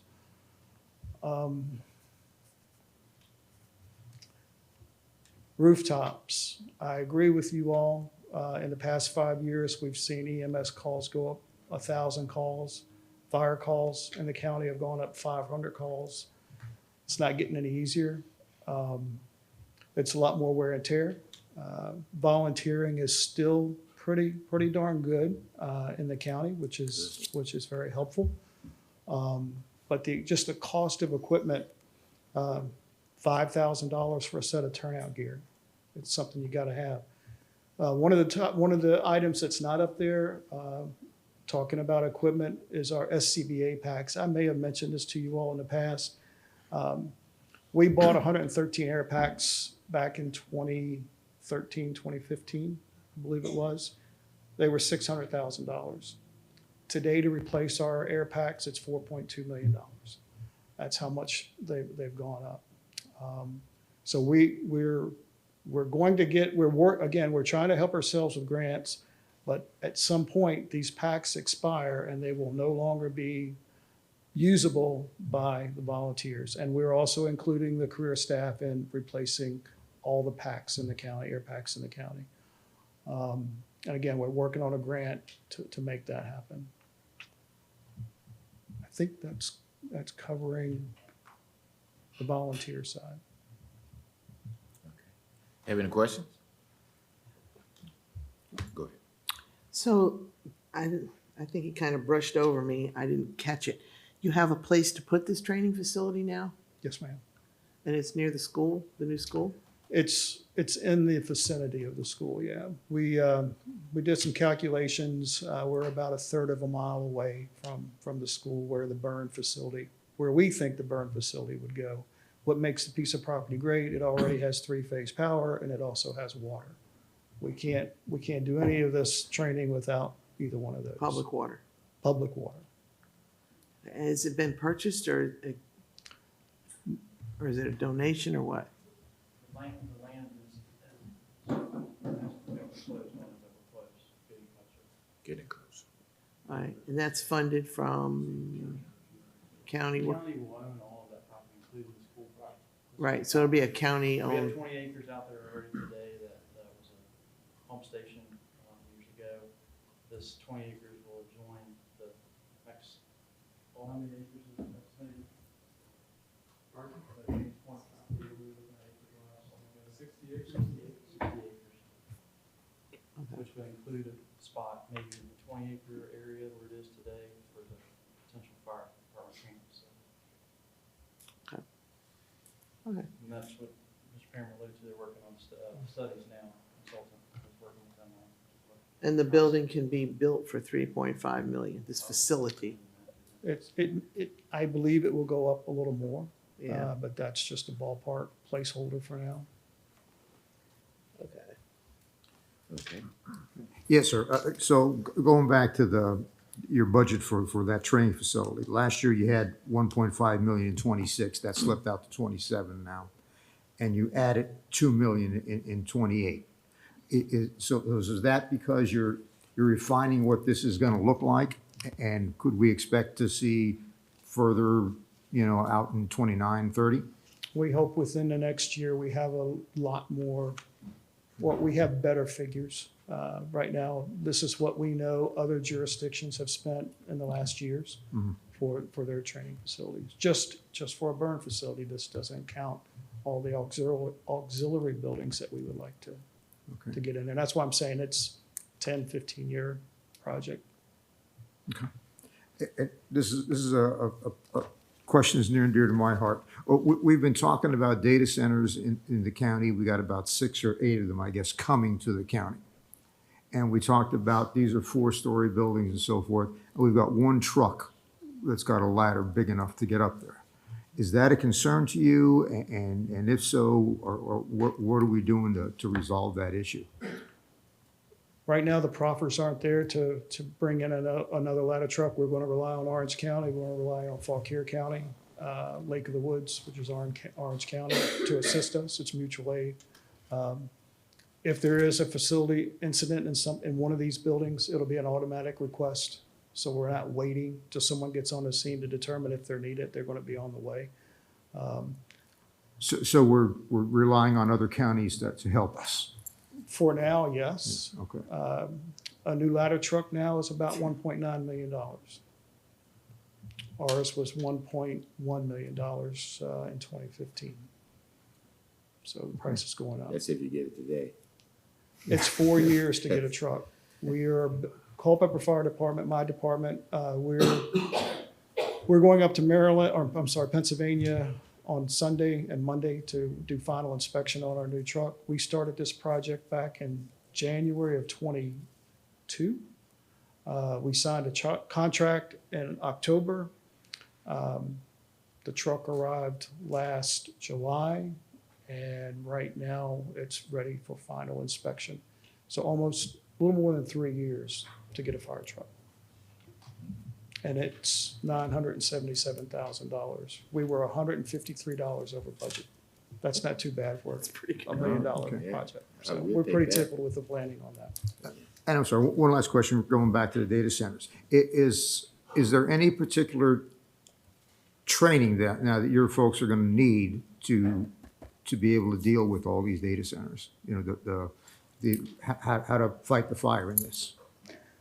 Yes, and we've had discussions, I've been part of discussions, and once they start populating, the fire departments will be invited to go out and work with the facilities technicians. We'll know who's who before the problems happen and have that relationship. So we will know what we don't have at that point. But we have data centers in Culpeper already, and we've been able to manage. Now, they're not as big and sexy as these that are coming, but we're managing those. Okay, thank you. Yes, go ahead, sir. Mr. Pearman, the new EMS building, $1.5 million in FY '27, can you explain what that is? No, sir, but Mr. Uten can. Okay, great. Then I'll wait on Mr. Uten. Okay, anyone else? Yeah, one more thing. Go ahead. So this is a statement, it's not necessary for you, but as a county, it seems to me like here's another department that probably we should figure out how much per household it costs us. Because now we are taxing more and more these departments. So if you have this kind of budget, could we not develop some number that represents every new house should have, not necessarily the tax, but the developer needs to know, because they're offering you, I don't know, $500 per house, that kind of thing. We've just seen that in several of these requests to rezone. You know, that would be easy, and I agree with what you're saying, but legally, still with this, we can't. We haven't we can't challenged do it. We have not challenged it But legally. we want to be the first ones No, here to come no, up with a Manassas challenge. does it as, other counties do But, it. Well, I do know in the northern part of the county, there was some proffers made there. Right. And that money will help retire the debt or help go towards the debt of Yeah. Little Fork.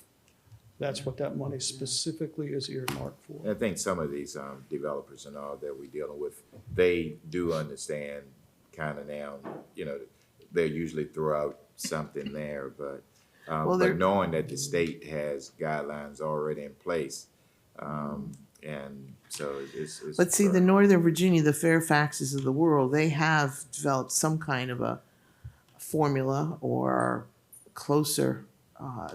There's a reason why the developer comes here and they offer you $500 per house for recreation, then another $1,500 per house for fire and rescue. They have some number that they've been working with in Northern Virginia. Now, how they get to that when they get here, it seems to me It's like we nowhere should. near what they're paying Northern Virginia or Goochland or Correct. Richmond, those I agree. areas. Right. And just to be upfront, I'm sure it's okay to say this, but I've had conversations working with the county on the planning side of these facilities coming into Culpeper and met the developers and had some lunches with them and just explaining the volunteer career EMS needs in our county.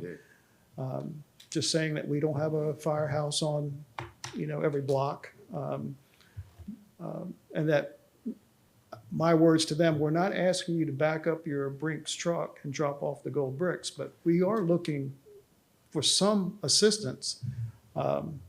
Unfortunately, I think we've been shortchanged based on what other jurisdictions are getting. I will say that one developer shared with me that when we were talking about a new firehouse for the town, the Culpeper Fire Department, that he says, well, when I break ground, I'll send my earth moving equipment over and do your earthwork. When I have my concrete guys in, I'll send them over and do your concrete work and the steel work and HVAC and electrical. And he says all that they would be asking for is to offset their tax debt over 10 years into the future.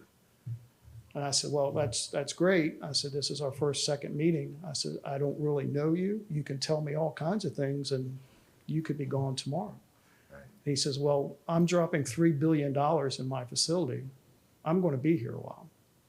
So hopefully I've made some inroads into trying to help us more in the future. And, you know, you're doing a good job with that, just to make it known, and that's what Ms. Thornhill is, you know, has stressed over and over again, and you know, just putting that out there will, you know, it comes right back to the state, you know. We just got to be, as you know, that fine line that, you know, we have to straddle to make sure that, you know, It's on the up and up. you know, having lunch, you know, you never know what these, you know, what things pop up. So, but no, very good job. And your training facility too, is that facility, will it bring in any revenue by allowing other counties to use it, or also, because it seemed like that's It's a nominal fee. Spotsylvania charges, I believe, $500 for the day. Orange County, about $300 a day. It's not a big moneymaker. Yeah. But it is maintenance and upkeep. And they been helping us in Absolutely. situations, so you get to return that up. Absolutely. Okay, any other questions? All right, thank you very much, sir. Keep up the good work. Yes.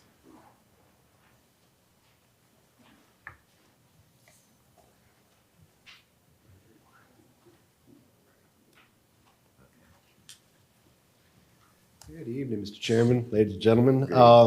So I'm Bill Uten. I'm the Director of Emergency Services. So I'm in charge of the career staff in Culpeper County, and I'm also your Emergency Management Coordinator for the county. The thing I'm going to highlight first this evening is to talk a little bit about our fleet. I do have a request to replace a couple of the SUVs in our fleet, and I've got some details on that. Actually, I'm going to pass out handouts for you here so you can see where I'm getting my numbers from. That's helpful. Instead of being arbitrary about numbers, I you. like to provide directly where those numbers are coming from so you can see it.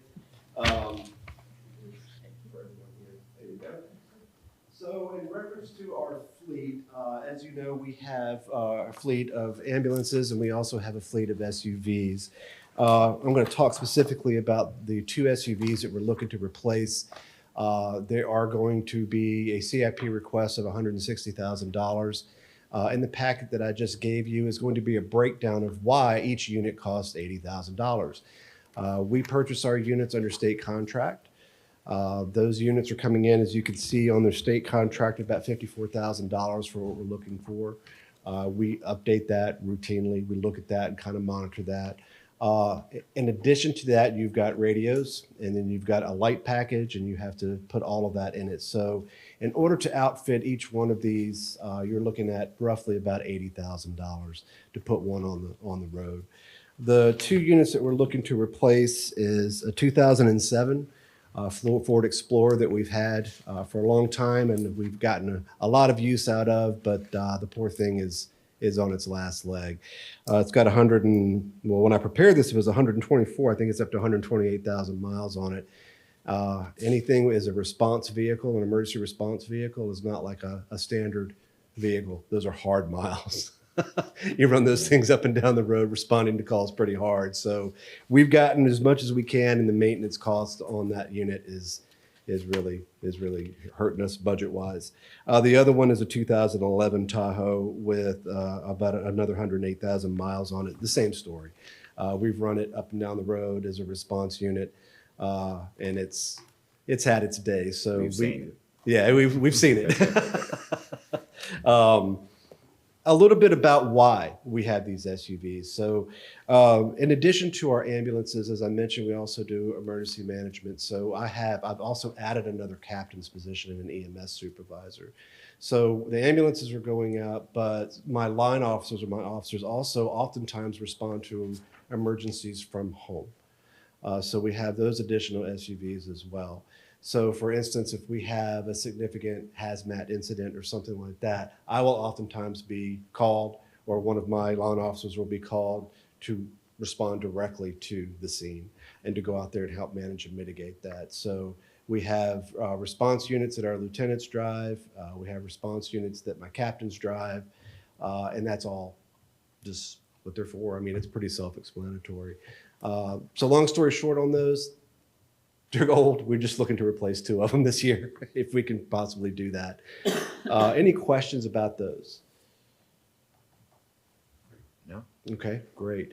The other aspect, and Mr. Perriman mentioned this, is the defibrillators.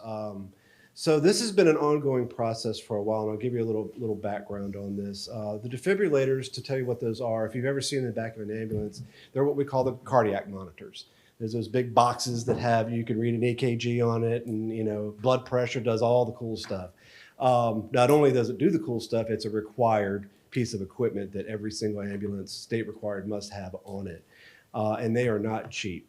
They run, depending on the brand, they can run anywhere between $40,000 to $54,000 a piece.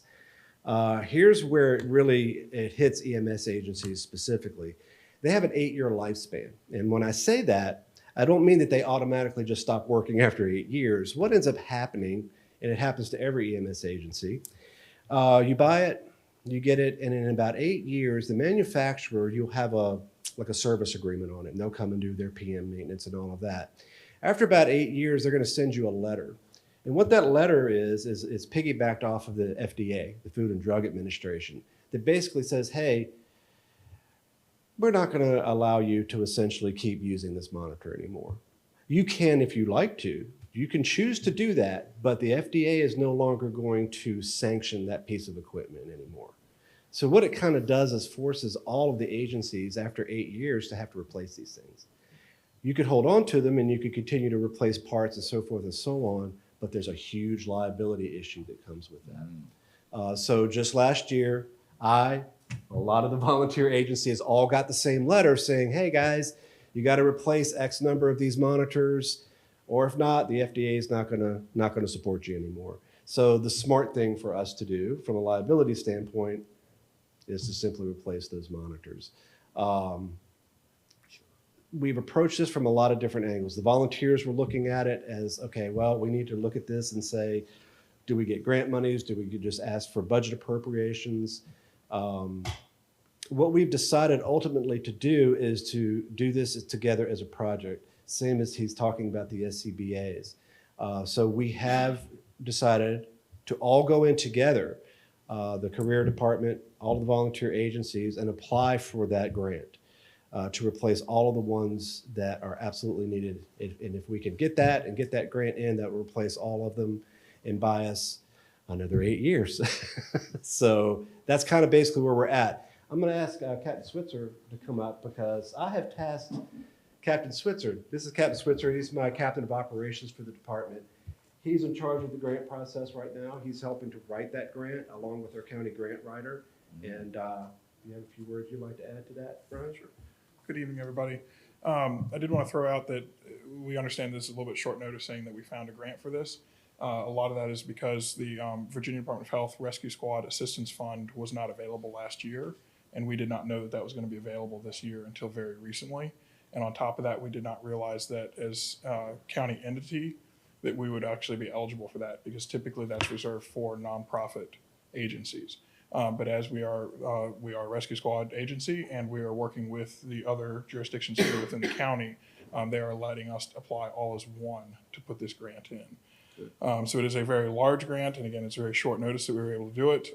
We have until the 17th, and as of today, we have all of the information into Ms. Loveday with the county as a county grant writer to start putting this information. So we are on track to be able to get everything set well before that, and then they would have the announcement. They are hoping to have the announcements out before July 1 for those grants. Okay. Any specific questions on that? Any questions? Just a question. So I can't remember if you said how many you had of these, but I mean, are they all expiring the same year, or are they staggered, or how does that work? So currently within the county, we have 21 devices across 7 different departments. So these are required to be on the ambulance before it ever leaves the building for an emergency call. So most agencies have 1 per truck that they have. I know that with that, all of them, if they're not coming due this year, they have less than 2 years lifespan left on them. Okay. So with that, that's why we're just going to go ahead and include them in the grant, because if we can get those fundings for them, then we're not coming right back again next year with the same issue. If you don't get the funding, if you don't win the grant, I mean, everybody's applying for this grant. So we are applying as a joint agency for the county, and then this is our hope. For our agency, we have worked into our budget the potential to do a lease. So I know that's an availability for us, and I know that several other departments have also looked at that as a backup plan. Okay. And if you lease them, the company you lease them from would be responsible for keeping them up to date? So the ones that the one that we quoted for our department is the one I can speak to. That is a 10-year lease, and at the 5-year mark, they would replace the units with brand new devices, and that does include any maintenance and warranty on them for the 5 years per term. So for ours, it would include all of that, yes. And actually, with the grant included in that as well is a maintenance agreement program. Commend you guys for having a backup plan. Wow, that's awesome. Okay, any other questions, Mr. Price? Yes, about that new EMS building. So if you could explain that, I'd appreciate it. Thank Thanks. you, Ryan. That's actually a very good question. So Sam, maybe you can help me out with this as well. It's been carried over for a number of years as an anticipation if we need to build another EMS building, but It's a seed planter. yeah. We need to be on notice that our current facility, I don't know, if you ever had a chance to visit facilities over there, they're pushed to the max with our main facility. Yeah. In town. We do have the various fire and rescue associations, and they have their structures. This would be a different building, a new building somewhere, we don't know, to be determined somewhere out in the county. It cannot fit probably on the land that we currently have. Right. In the facility today. So it'd be a new station and not replace the current one? No. No. It would be in addition to. Yeah. In addition. Good. Yeah, we've come to a point where we've been in this building for a little less than 20 years now. We have reached complete capacity. If we need to add additional staff, I've got nowhere to put them. So, That's that. Okay. Okay. Any other questions? Thank you very much, sir. thank you. Thanks for your service too. Thank you. Chairman, I'm gonna, before we move on to the next category, I know Mr. Hardy is ready to get up here and talk about Parks and Rec, and it is exciting stuff, but we have, I seen him jumping around. Yeah. Oh, yeah, he's all Yeah. over. it is, just wanted to highlight a couple of things that are on here, that you may have noticed. The Emergency Operations Center project was appropriated. We are moving. We have, Mr. Howard has worked on plans with the Sheriff's Office to develop what that expansion is going to look like, but we need more money to be able to complete that project. So you see that $150,000 extra to get that to a total of $1.4 million to do this expansion. It's not a very large expansion either, but an expansion of the Emergency Operations Center, mainly for a large conference gathering area with some office expansion there for the EOC. The other big ticket item that you don't see any new dollars programmed in for is because it already has been prior appropriated, and that's for potential improvements to the Coffeywood Correctional Facility. We still have a need for jail services. I don't see that need decreasing with a growing population, but that is a potential opportunity that we have not fully realized or acquired as of yet, even though the Board of Supervisors has worked hard on that the past several years. But that is money that's been prior appropriated if and when we were able to potentially work with Coffeywood to potentially renovate that structure for a jail, for a local jail. It's an unused state facility and has been for some time. And that's a women's correctional facility, actually. Have they given that to us, or are we? Yeah, so we're still working with we don't know what that arrangement's going to look like. We've been working with the state legislators in Richmond to figure that out. Working again this year. It was not included in the current budget amendment, unfortunately. So we'll be working hard on the governor in the next couple of months to see if he can put it in his amendment in April. So That's the juvenile section? this would be a local jail. It was an old women's No, I mean- correctional facility. It was Yeah, built they- for that purpose, actually. It was a state That facility. facility where the women? Yes. It's been unused though for Man, that's gonna need years. a lot of work, a lot of work. It will, in it will take a lot of work. Wow. It will take a lot of work. And that's why the board did dedicate those funds, a couple of years ago to start doing that. That's correct. Yeah. And nobody's been in it. And Okay. then I think sheriff's office, speaking of jail issues, our local jail, right across up the street here, needs some HVAC work desperately. And that is on there. You see that HVAC work is very expensive. And that total project is about $1 million just to service the existing jail facility. And it's being patched along with Band-Aids literally at times to make that facility work right now. So that's a project that we really can't put on hold. Even though we may not know the future of the courthouse expansion in years to come and what that may look like with the jail there, doing the HVAC work cannot wait with that jail, unfortunately. And Paul, I don't know if you wanted to, is there anything else you wanted to share about that project? Okay. Mr. Chairman, if there are no other questions here, we can move to Parks and Rec if you're ready for it. And I'm definitely going to sit down here. The only thing that I will highlight Parks and Rec. as Mr. Hardy comes up is you do see the community pool project. If you haven't been out there, drive out there. Andrew would love to tell you about it in detail, walk you around, but that is well underway. It's looking good. You see a little bit extra money there than maybe what you were expecting. That's primarily for parking. That's not an exciting thing. Andrew doesn't need to talk about that. I'll break the ice for him on that. We do need some soft cost needs, and that is built into that 775 number too. But that big portion of that number, that extra need, if you remember the town, that's $5 million from the town, and that's what we're working under to do this pool project. County land, Andrew and his staff will run it and maintain it, and then those costs will be shared with the town moving forward. But we do need more parking, so that's a big number.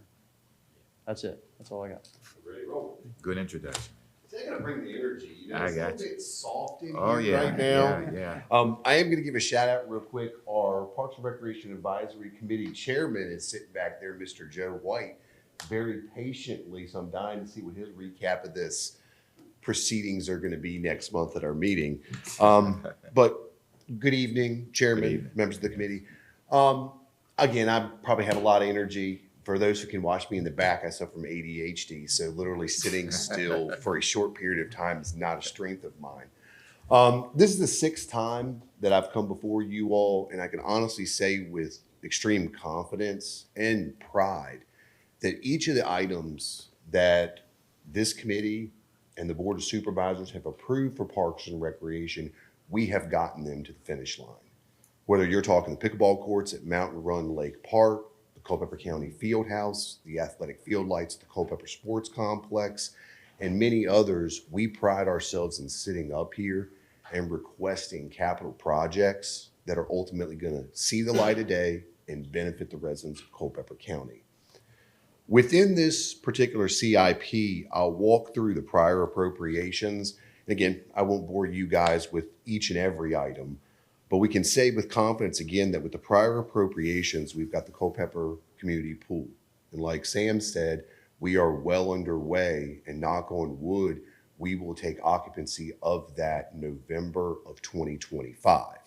Now, some are going to say, well, it's not going to open until May of 2026. Why is it that you want it finished by November? Well, there's a lot of back end work from policies, procedures. We are going to be hiring our own lifeguards and attendance for that facility. And I don't know about you guys, Dr. Brad's mentioned it eloquently. We don't have a lot of runway if we push that beyond into 2026. So we would rather finish it and be sitting on our thumbs in 2025 because a seasonal pool, that window we cannot miss. So right now we're looking at November of 2025 and then carrying 2025 to its opening Memorial Day in May to finalize the hiring processes, facility rules and regulations, membership fee, drop-in fees, et cetera, the same way we did with the field house. Please come out and take a look. Our contractor is Taft, a local operator. They are an absolute joy to work with right now. Middle of March, because they're running up the building right now, it's split into 2 phases. Middle of March, we'll start the excavation for the pool, as well as the splash pads and so forth. So if you come see us springtime, April, May, you'll see the project really almost to what the footprint is going to be when it opens up the following year. As far as the prior appropriations beyond the community pool, the sports complex improvements, the 105 that was allocated for that, we've installed the 3 football scoreboards on 7, 8, and 9 at the complex. And currently we are improving the lighting in the parking lot. For some that have been out there in the evenings, when the project was originally spec'd, obviously we didn't have athletic field lights nor field house. So safety concerns within the parking lot that we're addressing with the remaining funds. Lang, who the county's under contract with, has ordered the lights. And then once they get in, he'll go through the process of improving all of the parking lot lighting to LED lighting to really help the visitors of that particular property. That will be completed by the spring of this year. Lynn Park improvements, the 250 for that. Knock on wood, within the next 2 weeks, we'll have the paved trails and parking lots project on the street and going out to bid. That 250 is going to be coupled with the $130,000 that we received from Abigail Spanberger, and that money will be to improve the ADA accessibility at Lynn Park. For those that have been there, we've got current gravel parking lot and gravel trails. And in the county at the present time, we do not have any paved trails, which is really disappointing when you look at us trying to appeal to all users, regardless of age and or ability. Lynn Park will be the first property that's going to feature both paved trails and paved parking lot access. 415 for Mountain Run Lake Park. Actually, just 2 days ago, the bid went out for the new restroom facility and retaining wall that we're constructing at Mountain Run Lake Park. Several years back, the county and the town worked in partnership to do a transfer of a portion of the upper park to us so that we can develop it. Beyond the pickleball courts, which were the first phase, the second phase is really addressing the infrastructure of that property, which is improving the restroom facilities. Knock on wood, the bid closes March 16th. A price will come in that's acceptable. Initially, we're hearing anywhere from $300 to $350 for the price point. And from what we're seeing, we should get a good competitive process with 3 to potentially 7 bidders on that one. That project will break ground in spring and be operational by summertime as well. And that's going to replace the current facilities that are there, which are a single men's room and a single women's room. And it probably should have been done further in the past, but with the 4 shelters, the playgrounds, the dog park, and other amenities that are at Mountain Run Lake Park, it needs to be addressed and expanded. So that project will help that. And then county trails, that money just kind of holds there as projects come up. We have been kicking around some ideas depending on what the price point comes back in Lynn at reviewing other properties, whether it's the small loop at Spillman Park and addressing that particular property, but that's still and has been in there for a while. Questions on the prior appropriations? Yep. Okay. Moving forward to FY26, and again, I think I said it last year, I think it's very appropriate that we follow the schools because the same challenges that the school system faces with the growth of Culpeper, Parks and Recreation is right there as well. You know, we see an increase in growth for families, you know, adults, senior citizens, and you want to create services, facilities, and programs that improve their quality of life. And that's where we're looking forward to the future going out to FY30. But initially in FY26, Sam mentioned the $775,000 for the Culpeper Community Pool. The project is to cover any overruns because initially when it was approved and the $5 million was received from the town, there wasn't any contingency plan placed into it. And those that know multi-million-dollar projects, you have to have a little bit of a buffer in there. Plus responsibilities on the county in regards to utility hookups, as well as protecting the asset with concrete inspections, soil inspections to make sure that $5 million investment going to fall into a sinkhole in the next 2 or 3 years, and we're spending county tax dollars and residents' tax dollars in order to keep it running. $605,000 for the Culpeper Sports Complex. That is what we're hoping to be one of the last maintenance projects at the Culpeper Sports Complex. The site, if no one's been out there, tracked usage is over 400,000 annually, and that doesn't include folks that are coming to playgrounds, trails, or just open play on the athletic fields. But currently, the softball and baseball field fencing is really at their end of life. Complex opened roughly 2006, 2007, and with it being 2025 now, the galvanized fencing is bent, it's warped, and it's time to kind of move on.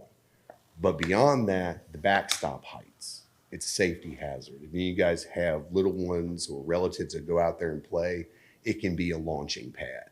We've got field 13 and 14, which are elevated above 12 and 15. And the lack of height in the backstops, you'll see consistently balls getting shot over the concourse and landing. So the goal with this is to elevate the backstops up to 25 feet and then extend them down to the edges of the dugouts. They'll provide a safe environment for not only spectators watching the games, but also improve the experience for the players themselves and the environment as it is. That price also at $605, we're looking at doing some additional grading in the concourse, which right now is rock dust, which isn't pleasant. It tends to flood exceptionally bad. And we're looking at doing a grading and an overall asphalt to utilize the drainage properly. So with those two specific projects, that'll bring the property, its drainage, and the safety of the fencing up to code, and then scoreboard replacement as well. Those are original to the property itself, and we're looking at upgrading them to new LED scoreboards because right now they're so archaic, we can hardly get the prices for materials to replace them once they break. I mean, it literally is more cost affordable to buy new ones than find scoreboards that are roughly almost 18 years old and replacing them. Park planning and design, this is going back to the forward thinking of where the department wants to see itself in 5, 10, 15 years down the road to be set up for success. The Clevenger's Corner was an absolutely outstanding parcel that was acquired through that proffer process. But us as a department, we need to get ahead of the train and really see what a master plan could look like for that particular parcel. Actually, let me step back.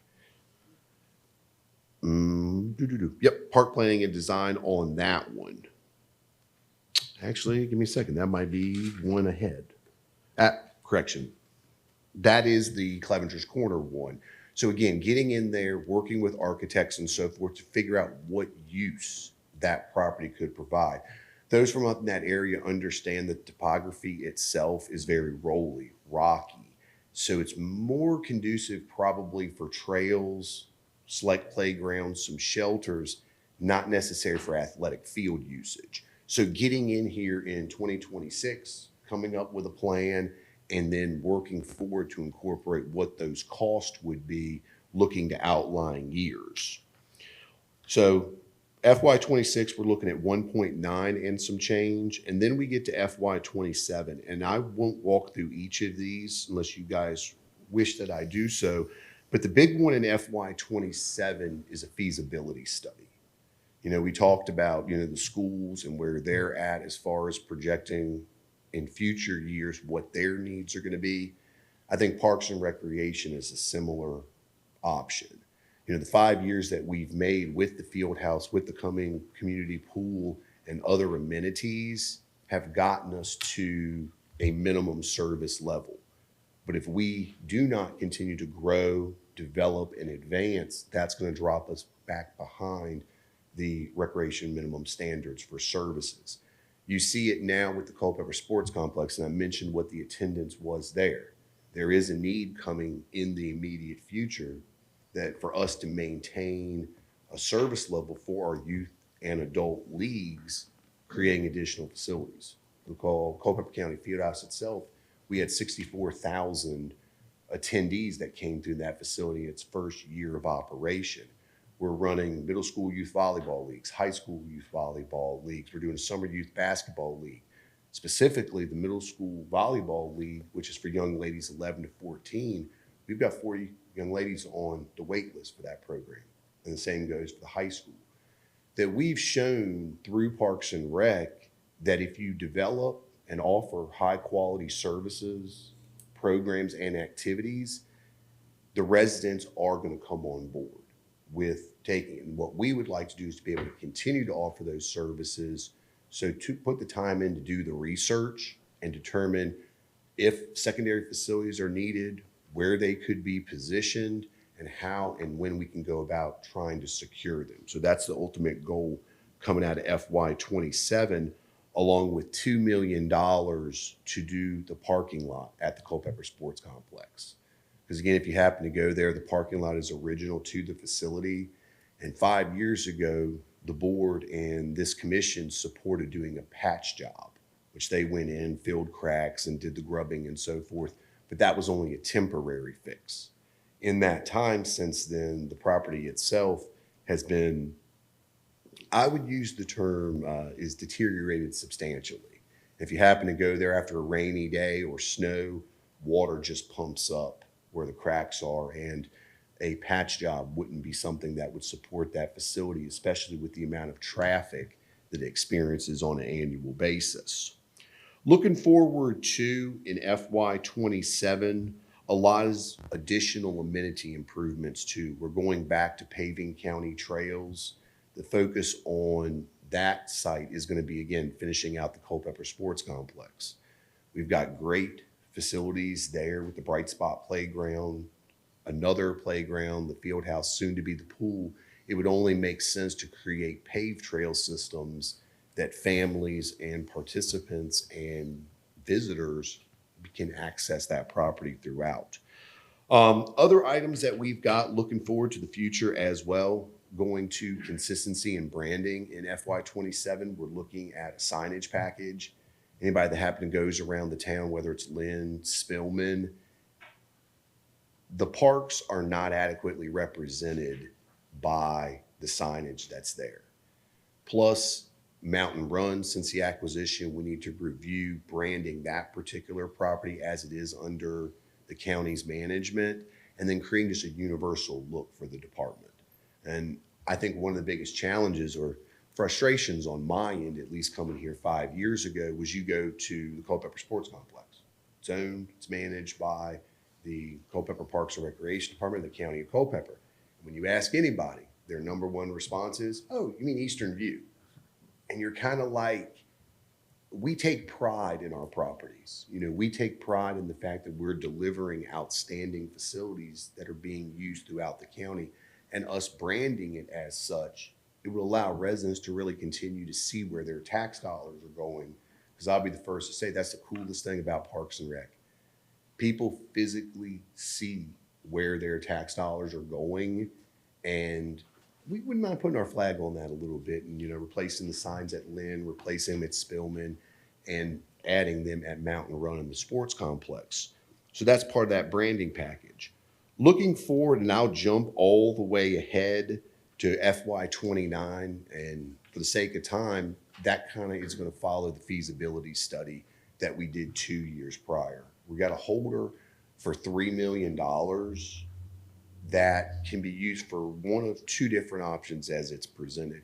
One would be an expansion of the existing field house site. And we've talked about adding, you know, a teen center there, an actual cardio room with equipment, commercial kitchen with a ballroom that could be equipped for people to celebrate anniversaries, team birthday parties, and other options for rentals since they are so few here in Culpeper. Or this can be the initial second site if one is located and determined that could be an option. Again, it's just initial thought that's so far out in the future, but we do ourselves a disservice, at least in the Parks and Rec Department, if we're not forward thinking that we know that growth in this community is happening, and that's going to precipitate growth of the Parks and Recreation Department. So at that point, I'll take any questions from y'all. You don't want to have any questions? Oh, here we Yes, go. sir. I have a question. Well, obviously, I appreciate all that you and your department does for the county. This may be more related to Sam than anything else. But similar along the lines of some of the other discussions, have we done a land use impact analysis for Park and Recs as it relates to the county in terms of services and proffers that we provided? Only reason I say that because a lot of other jurisdictions do include Park and Recs in their proffer evaluations based on the impacts to the services. So it'd be similar to like, fire and rescue or schools and other things. I was just wondering. We do it as far as the CIP. So if you look back, and sort of alluded to this a couple times already tonight. Yep. I'm just gonna go ahead and take the opportunity to mention this before I forget. So the county's only approved one rezoning for residential since 2005. That's Okay. 20 years. That's 20 years, one project, added 30 homes. That's it. So there haven't been a lot of opportunities besides Clevengers to collect that. To answer your question, one of the biggest things in the Armstrong property that we looked at for that rezoning was, the staff recommendation was, you're not hitting the needs that we have for infrastructure. Right. And yes, it includes Parks and Rec. Was Williams rezoning? Yes, but they don't touch the same type of capital. But they do needs use because- parks. The EMS. Yeah, and they did have They did. proffers for that. They did have, Yeah. okay, I'm just curious. Anyone else? Yes. Yeah, a couple questions for you. Yes, sir. You talk about, we don't have any paved trails in the back. We've also talked about, how do we connect parks, or can we connect parks and so forth. So you've got, in 27 there, you got county trails 175. Is there a plan out there somewhere, or you plan on having a plan that says, hey, this is how we're gonna start putting paved trails in, this is how we're gonna try to start connecting parks and so forth? So it's- I just see this, I see money out there in the future, but it's in the future. So the way we're tackling it is we're taking park by park and looking inwards, outwards. So to look at trail connectors to connect multiple parks, to me, is putting the cart before the horse. The goal is to utilize the money that's currently through FY30 to pave the interior of our park trails. So paving Lynn by this spring, then we'll turn our attention to Spillman, then we'll turn our attention to the sports complex. And after we get the ADA issues taken care of at the parks, I think exploring trail connection through other areas. And I think the one directly subdivision up from the Culpeper Sports Complex, there's conversation about having a connection between those sites. That's when we'll tackle that particular portion. But your priority right now is Lynn first, and then which one? Lynn, then the sports complex, and then Spillman we can probably work in there because it's just a small quarter-mile loop around a handful of holes. And then Mountain Run Lake Park, after we cut in the trails, would be the last one coming up at the end. Okay. The other thing that I just want to toss out there is I've got grandchildren, and I take them up to the splash pad, and they absolutely love it. Mhm. We have one splash pad, though, in the county. Are there any plans to expand? I mean, I know you're going to do something at the pool, but what about other areas of the county to put an additional splash pad? I think that is a great suggestion. And I think that's where the feasibility study could come into play. And as I've talked to several of you guys over the last handful of years, the one thing at our rural parks that we had to address was the infrastructure. First, it was the parking lots, and that's in several of these. Then second, restroom facilities. And in FY26, you'll see that Lynn Park, the $482,000 at Lynn Park is actually earmarked for restrooms. The model that we're designing at Mountain Run Lake Park will be universally the design that when we go to each of our park facilities, that's what we're going to replicate. Just because it's simple, it creates that branding, and then also from a maintenance standpoint, that each one is similar. So to answer the question a little bit more quickly, I think the feasibility study will provide that. But we've got to get the infrastructure in place from parking to water and sewer and other amenities to then be able to look at those more grand items. Mountain Run Lake Park specifically, in the conceptual plan, we have a splash pad outlined in there. So it is on our radar, but there's a lot of eggs we've got to put in place first. Thank you. Welcome. Anyone else? Oh, Yes. Yeah, just back, for the trails that you were speaking of, Mhm. do we have adequate topo for the design of it, or is that something that needs to be included in the budget? Which park? Mountain Run. as Mountain an Run we example. do, because when we did the pickleball courts, we actually got the entire topo, both land-based and drone. So the topo should be fine. So it should be good. With Mountain Run, the first step is we're gonna go in there and we're gonna cut the trail. Talk with Cedar Mountain, that they can come in. They've been a huge supporter of the department for however long we could remember, lay the stone down. And the critical part with what Lance is referencing is we may have to look at another survey, because we also want to be proactive that we're not stepping on other additions. And a trail system, if you don't have it adequately marked, it's going to end up cutting right through a parking lot, which causes another change. That the survey work we would explore would only be to basically mark exactly where that trail Have it system. staked out. Have it like staked out where it's gonna go. Yes, sir. You know, from that And perspective. real quick too, with the trails at Lynn, they are going to be 8 foot wide.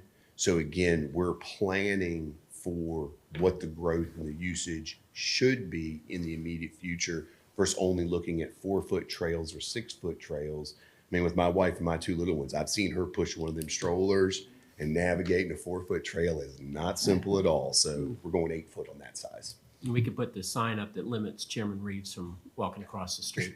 I held the door for him coming in. So, you know, I got love for Mr. Reeves here. Speaking of that, go ahead. Well, how much distance do you have in trails over at Mountain Run Lake Park? At Mountain Run Lake Park, Yeah, when you put the trails in, how much distance do you have in trails? talking about linear footage. Yeah.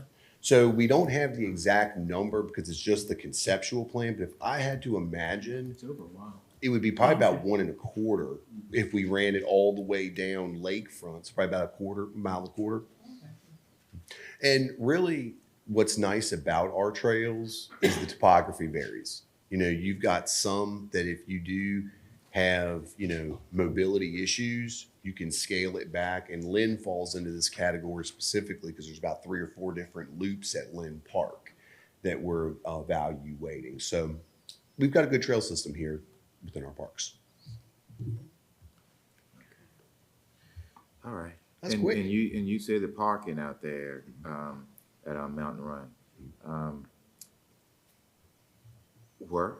I mean, because what we got, you just talking about the existing, is it any plans for any more? Oh, we've got a lot more coming. But then with the trails too, are those trails just gonna be walking trails, or, because I know the bikers gonna be right in there as soon as, So all of our trails are limited to jogging and walking. They're not mixed use just because of the hazards that you run into with cyclists and others. Looking to the future, when you're talking about Clevengers, that would probably be a multi-use facility. Joe White over my right shoulder here is a mountain biker himself with Cambo, and he'll tell you they've got facilities that can accommodate those types of recreation enthusiasts. But they are all measures that we're looking at, which is why the feasibility study is so necessary. Because I would say the hardest thing about Parks and Rec is each one of you guys sees your interest through your own lens. And finding a way to utilize basically a finite amount of resources, space, money to be able to make sure that each and every person feels that that tax dollar is being utilized appropriately, that's our biggest challenge. But I can say that as a department, we do an exceptional job on the program side. We've really hopped in and done some outstanding improvements to our parks facilities. And I think we have really shown the community, the board, the value in rec. And especially coming out of COVID where people didn't really recognize a little bit how important connecting with other people were and engaging. I think now's the time to continue to show folks how awesome recreation is and the opportunities that are there. Okay. Just when you put all that together, just remember the safety part, the dollars in safety, because the more activity and that we have in that area, it's more and more, you know, inconvenient. You're more inconvenienced than trying to get from one location out there, you know, to the other. Especially, you know, with the, and I think I shared last time with the pickleball and all. It's great. You get a good response, you know, but it's no parking. You know, once they're there, then it reduces the amount of others who can come in there, and it's really a safety problem. You might want to take a real good look at that. You know, if anybody complained or not. And Chairman, what I'll do tomorrow, I'll email you the conceptual plan for Mountain Run. Right. And the parking that we're looking at adding is pretty extensive. I mean, when you come in off the higher entrance, there'll be a satellite light to the left. And then each of the shelters on the right-hand side where the restrooms, we're extending them that they're pull-ins so that if you're a guest, and let's say you have a party at Shelter 4, you're going to have available and accessible parking right there adjacent to the shelter. And I'll say this, I'll give him a little bit of pub. You know, we've got Lance Kilby sitting on our Parks and Rec Advisory Committee. That's my concern. Yeah, hey, no. Let me tell you, he scares me sometimes, but at the end of the day, his mind and his heart is always in the right place, steering us in the right direction when it comes to what a property needs to support the community. And I know we're trying to stop reverse engineering our parks, where we're throwing the amenities in first and then worrying about the infrastructure second, because that can be real problematic from a planning standpoint, because the wrong turn, the wrong measurement, the wrong install, what you initially wanted there completely is lost and you've got to pivot. So that's been our goal for 5 years. All right. Thank you very much. Sorry. I mean, just talk about that a little bit. I mean, the parking is going to be planned for all the ultimate build out of all the facilities that are going to go. So it's not just an interim little basis where you're just going to add 10 parking spaces. You're going to add a lot more spaces. Correct. Good. Thank you very much, sir. Thank you, guys. Appreciate Thanks again for opening the door too. So. Okay. All right. Mr. Chairman, there's like 21, 22 projects in this next category. And we, he's just going to talk about two? Yeah, so. No, just kidding. Our Director of Environmental Services and Director of a lot more, Mr. Howard, is going to run through these. If you want to go through each of them, I'm sure he can do that, but I wouldn't recommend it. Number two, he's going to stay up here and do the water and sewer projects, as well as landfill projects too, which thankfully are minimal there. So. Okay, Paul, you're going to be like the preacher in the church. Yes, sir. When he comes up, everybody else uses up all the time. When he comes up, his sermon is short. The first four are already underway, so unless there's any questions, we'll pass those. Those are all pre-approved, and those are all underway right now. The next one that actually has funding coming up in the FY26 is some additional funding for paving the Blue Ridge Avenue parking lot. That's just to keep up with inflation. We're planning on bidding that this coming year. One of particular interest that's new this year is some brickwork on the historic courthouse, the area in the front, around the front steps and underneath the pillars and stuff. There's been a lot of cracking in there from water and moisture intrusion. We met with some historic preservationists, and they've given us some plans on how best to repair that brick. It's not the same kind of mortar and brick that they use today. So we would intend to replace, not replace, but rework the front steps there at the courthouse. The next project is the Carver Center Auditorium. All that funding is grant funded. There's $500,000 from Abigail Spanberger for the auditorium work out there, and we've also got some commitments, or at least some interest from some other grant funding sources to pay for that, and that would be to make some improvements to the auditorium in the Carver Center, It won't do everything, but it'll go a long way to helping update that facility. The next item is the General District Court renovate the judge's bench area and some of the courtroom. The court received funding for a second clerk. Right now they have one clerk space and one court reporter. So we would need to renovate the judge's bench in the front of the courtroom and redo all the finishes in the courtroom and the lighting and things in there. All the other projects are outlier projects, the biggest one being the courthouse. The county's doing a courthouse space study right now. The board's going to be hearing some updates on that at the next meeting on what the next steps would be out there. Preliminary start would be 2028 through 2030 for some kind of a project like that. We don't have any firm answers right now, but we do know that we do need to expand or build another courthouse here in the town of Culpeper. The other projects are just maintenance projects. If there's any particular interest in those, there's two rather large projects that are just placeholders. One would be the second story renovation at the Carver Center for a little over $3 million. That would really hinge on getting a good tenant to go upstairs in that building there. The first floor is almost finished. We have one classroom left. The second floor hasn't been touched, and it's a mirror image of the first floor.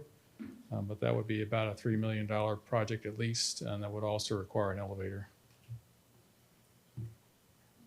Any questions on any specific projects or any of those maintenance projects? Anyone have any questions? Mm-hmm. So on the 80 million, how was that determined? Is it based on the cost estimate, or how did you come across that? That's a guesstimate right now. We haven't finalized the scoping or the size of that right now, but that's an order of magnitude cost. That number can go up or down, but it's not going to be $20 million. So It's not going to be $140 million. no. And then in terms of the space for additional county offices, Mm-hmm. I know you're talking about that there's no room for growth and things like that. Is there planned additions of FTEs? We add FTEs every year in different places. The needs change everywhere. I can't tell you who's going to come where, but they do come every year. The county is growing. This money that's in here for the $100,000, the $400,000 line item up there is for reorienting space. We just put a person in the closet downstairs in planning and zoning. We're reorienting some space over in 155 West Davis Street for some people that left. So, well, it was the old copy room, so there's no windows in it or anything like that. But, pardon? How many people do you add a year, roughly? It varies depending on the departments. I mean, the sheriff's office can hire extra people that don't even require an office. You can hire a GIS person, they do require an office. So the FTE count doesn't directly relate to offices. Some of the people work out at the landfill or water and sewer, places like that. So I don't, I know Valerie's not here, but there is an FTE count in the audit every year of how many people get added. Well, just so they don't sit in the closet, and then on, this may be more for Sam, on the Carver Center parking lot, Mm-hmm. there's some typos in it, some spelling errors, some grammar, things like that. You might know. That's all. Okay. Next is water and sewer projects. Largest one right there. First one is a public water supply route along 522. That's to go out to the landfill. We're looking at, we bid that project once. That's for an independent water system around the landfill. We're exploring the option right now of running a water line from the town of Culpeper out to the landfill to save on the operating cost of a water system. We're approached landowners for easements right now to see how many easements we could get, but we're exploring that. So we'll either build a water line from town out there, or we will rebid the standalone system, which we've already bid once. That project came in at $4.5 million. We would expect the water line to be a little over $6 million.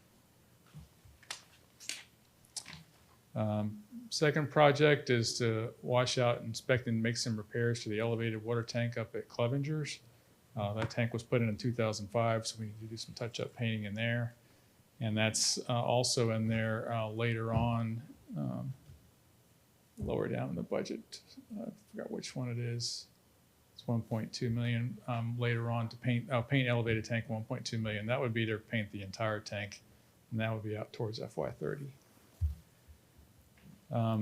Second tank painting project is the Air Park water tank. That was put in 1989. We bid that last year. Bids came in higher than the budget, so we've asked for additional funding to do that this year. That tank desperately needs painting. The Somerset gravity sewer line, that would replace the Somerset pump station. Budget is $800,000. That would be paid for and done by developers, but that is included in the budget. Pardon? Where is that? That's the Somerset pump station in South Wales, right by Somerset Drive as you come in. That would be replace that pump station with a gravity connection over to the Lennar side, so we wouldn't have to own or maintain a pump station. Next project is a placeholder. We have 2 wells out near the air park. So if the air park should grow for some reason, there are 2 wells out there that we could connect that would improve water quality without putting in a water treatment system. Right now, we have industrial users out there. It does meet water quality standards, but it's not something you'd want to drink at your house, to be honest with you. There's a lot of mineral content in it. It's perfectly safe to drink, but it's aesthetically unpleasing. Next project is Clevenger's Village Raw Water Lines. That's to connect some existing wells to the water treatment facility that is out in 27 or 28, and that would be developer funded. And that all hinges on a lot of things, but that would be developer funded. Next project is to replace media in the water treatment facility. That's our water plant at Clevenger's. The filtration media in there was replaced last in 2010. It lasts about 15 to 20 years, so that would be to upgrade and replace that media. It gets spent after a while. I already talked about painting the elevated tank. The Brandy Station sewer line, that's a placeholder. It's been on there for a long time. We've had on and off discussions with the Warrenton Training Center about them building a sewer line from their facility to the air park. They're on drain fields right now. It limits what they can do on their property and facilities out there. It would be funded by them if it ever happens. Last one there is a water line extension to the property that we own at Catalpa. If you recall, there's about 40 acres down there. That's just a placeholder that's left over from when we were looking at putting a YMCA out there, roughly what it would take to get a water line to that property if we wanted to use it for something. And then the last one is for an elevated tank out at the air park for water. Right now we have a ground mounted tank with fire pumps. If development should encroach and go in towards town down there, at some point that would be connected to the town system, and we would put an elevated tank in out there. Okay. There's 2 projects at the landfill. One of them is just a placeholder for work on the cap. There's a dirt cap on the old landfill out there. We monitor it every year. Sinkholes and things moving around there. We keep putting dirt in them, but that's what that's for, is to maintain the cap. The one that's of particular interest would be a new residential convenience center for trash disposal. Anybody that goes to the landfill recognizes how crowded that place is getting now. Believe it or not, we have peaks out there of over 1,000 people in a day. So we do need a separate site for residential customers to get in and out of and quit mixing them with commercial traffic. So we estimate that at $2 million. That's really a variable number depending on where the site is and what kind of access you'd have to do, whether you can get turning lanes, things like that could really affect that kind of a cost. So we don't have a site identified yet. We've been looking for different areas where to put one of those, but we do need to start planning on a new site for a residential drop-off of trash. We can't use a Catalpa site? You could. Too far from me to The big challenge with Get that a burn site. can at your house. The big challenge we've ran into on that site with the YMCA, and you'll run on whenever you do use it, is the getting off of 229 in that curve.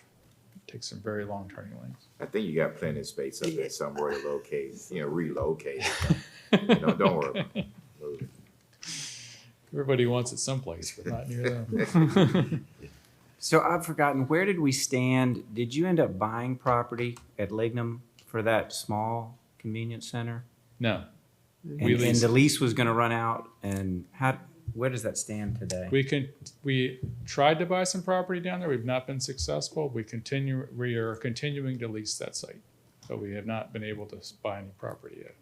So have you all calculated where the most practical place would be for that additional convenience center? Yes, our planning department has told us if you look at houses and where they are, exactly where it should go. But I can tell you right now, it wouldn't go there. All the houses are basically on the west side of 229, the western part of the county, Yes. and right around the town. So along 229 is not going to be a good spot. I mean, that's where it would want to be, but you don't want 1,000 customers a day added to the traffic that's already on 229.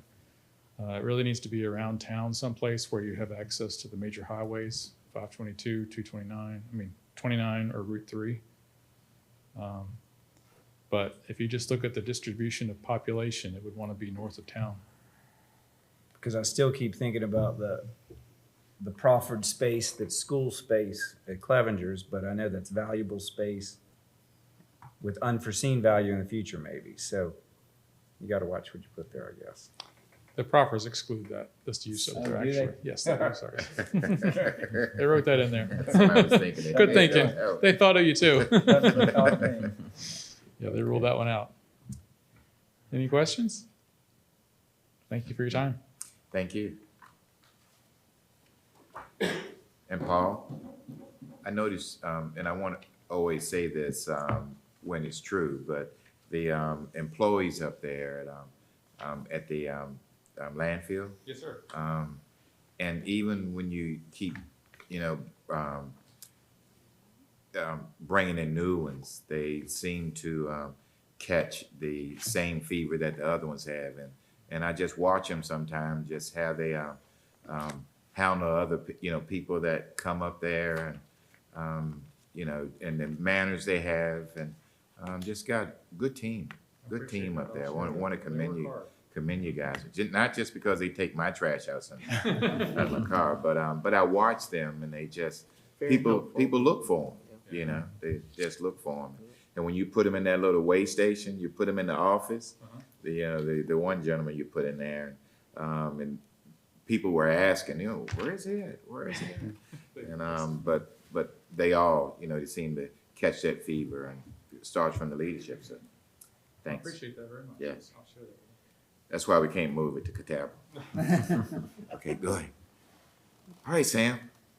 Mr. Chairman, we have a couple categories left. One that I'm not sure is going to be on the slide that wasn't on the agenda, and that's the library. It's on there. It's on ours. It's on yours. Why not? I'm not sure if we have it prepared to show on the screen though. But I'll get to roads. I'll get to the roads section here first, and road improvements continue to. We have a lot of road improvements. We work with VDOT with Smart Scale. We've been successful with Smart Scale, mainly with intersection improvements around the county. We have a roundabout at 229, 621 in Jeffersonton, or near Jeffersonton Road, and Colvin Road there. That'll be built maybe another 5 years, but it's been approved for funding. We have our cut at Route 3, 669, at Carico Mills, where we had some serious accidents there in the recent past, and that will help that. That's been approved for funding. We are getting recommended funding approval for a roundabout at 229 in Ira Hoffman. We're just talking about 229. The town's also getting recommended for funding on the other end of Ira Hoffman at Business 29 for a roundabout as well. So we're moving on a lot of big projects. It's going to take a few years to complete those with funding. What you see on the screen is really earmarked for revenue sharing, and that's typically a 50-50 split with local dollars versus state dollars. Our ask for fiscal years 27 and 28, which have been approved by the state, we did not get that 50-50 split. So we did not receive the anticipated state money that we were expecting. Therefore, we're probably going to need to be asking for more money this coming round, which is this year, for fiscal years 29 and 30, which pushes the potential completion of those projects out a little bit. What we've done with the CIP, the board, and this is more of a recent thing, the board has really upped the ante, if you will, for transportation dollars, local dollars, to go towards those to try to maximize those state revenue sharing funds. So we've programmed out $5 million every 2 years, basically. The $15 million that you see in fiscal year 29 and fiscal year 27 is a little bit less than what we were anticipating because of the state money that we did not get, or we're not getting. We're hoping in 29 with these new applications, 29 and 30, that we can get our full ask, which would be 10, basically 10 and 10. There's a new category though that transportation design and services. We've been using, you know, different pots of money, mainly VDOT. VDOT's not really providing those services anymore. They'll check the work. They'll make sure that you know that we're doing it the right way, but they're not going to offer that upfront design service. So we have some good service providers. That we would need to get help from to do that. It would be a consultant route, most likely that we would go out to services for. So that's a new line item. If you haven't looked at the last year was just one single thing, but that's $300,000. It's not cheap to find the right consultant and/or engineer to do road design, and that's a new project that's listed there, and that's the only money that we're earmarking for this coming fiscal year. Which is a significant drop of what was programmed for last year. And that's because we're probably going to have to wait to spend our already appropriated money. As you see in the prior appropriation category, we have about $10.3 million. That's to go towards, right now, White Shop Road and Reval Road. We're going to be applying for more funds for those roads so that we can complete those projects in a few years, as well as Stevensburg Road. Stevensburg Road is another priority for the board. Not only with Lynn Park, but now with the school going out towards Greens Corner, that road will probably be used a little bit more. And that road needs to be improved. It will not be improved in time for the school opening. I can assure you of that. That we will not be able to move fast enough in the road building world to make that happen. Hopefully Dr. Brad's is successful with the school building part of it, but the road building will probably lag behind a little bit, unfortunately. But we're in earnest trying to get that funding to move that project as well. Mr. Chairman, that's all I have for roads. I'm happy to take any, the other thing that we're working on is trying to build our own pipeline of potential projects. The comp plan, we did a little bit of work in 23, as you all remember that if you were here on the Planning Commission in 23, we spent some time in that section. It needs to be revised probably again and made a little bit more clear of what those projects are, actually benchmark those out years to come as far as what they are, potential cost of that project. That's not currently in the comp plan, but the comp plan would be our base to basically build into our CIP though for roads. And the state's looking for that. They're looking to know that the localities are actually planning ahead a little bit. So. Yes. Yes, Sam. So the transportation design, okay, that sounds like a great thing to do. Is that going to be to look at specific problem areas, or is it to look at the county's traffic flow in general? It could be both. I mean, it could be, looking at specific areas. That's what I had in mind when I'm thinking that, say, hey, we have this project, we need to start working on planning it and designing it. But it could be an overall study too. We're hoping to get federal dollars to do, some safety audits across the county that would help build our pipeline. We don't know whether that money is going to come through or not based on the current federal situation, but we're hopeful to get that money still. But that'll help build that pipeline as well. And that's not local dollars. That's actually grant money there. Okay. So we're trying to use different sources, but this $300,000, I'm hoping to use for specific designs for future projects. Okay. I guess I was looking the other way. We've got a bunch of housing folks wanting to come in and build houses. We're saying, hey, we don't have the road structure to support those. So I'm thinking this would be a great use of some of that money. Yeah, I agree. Yeah. It could be, it could be used that way. Development of the master transportation Yeah. plan that then ties back into the comp plan and then determines what the capacity of the road is based on how much development can occur, and therefore this Yeah, I agree, because we need help with some of these, Yeah. you know, applicants that are coming in here, I agree. and then we're pressured, downward pressure from the supervisors wanting to change this and that. And if we had more facts and data on can that road support it or can it not? Yeah.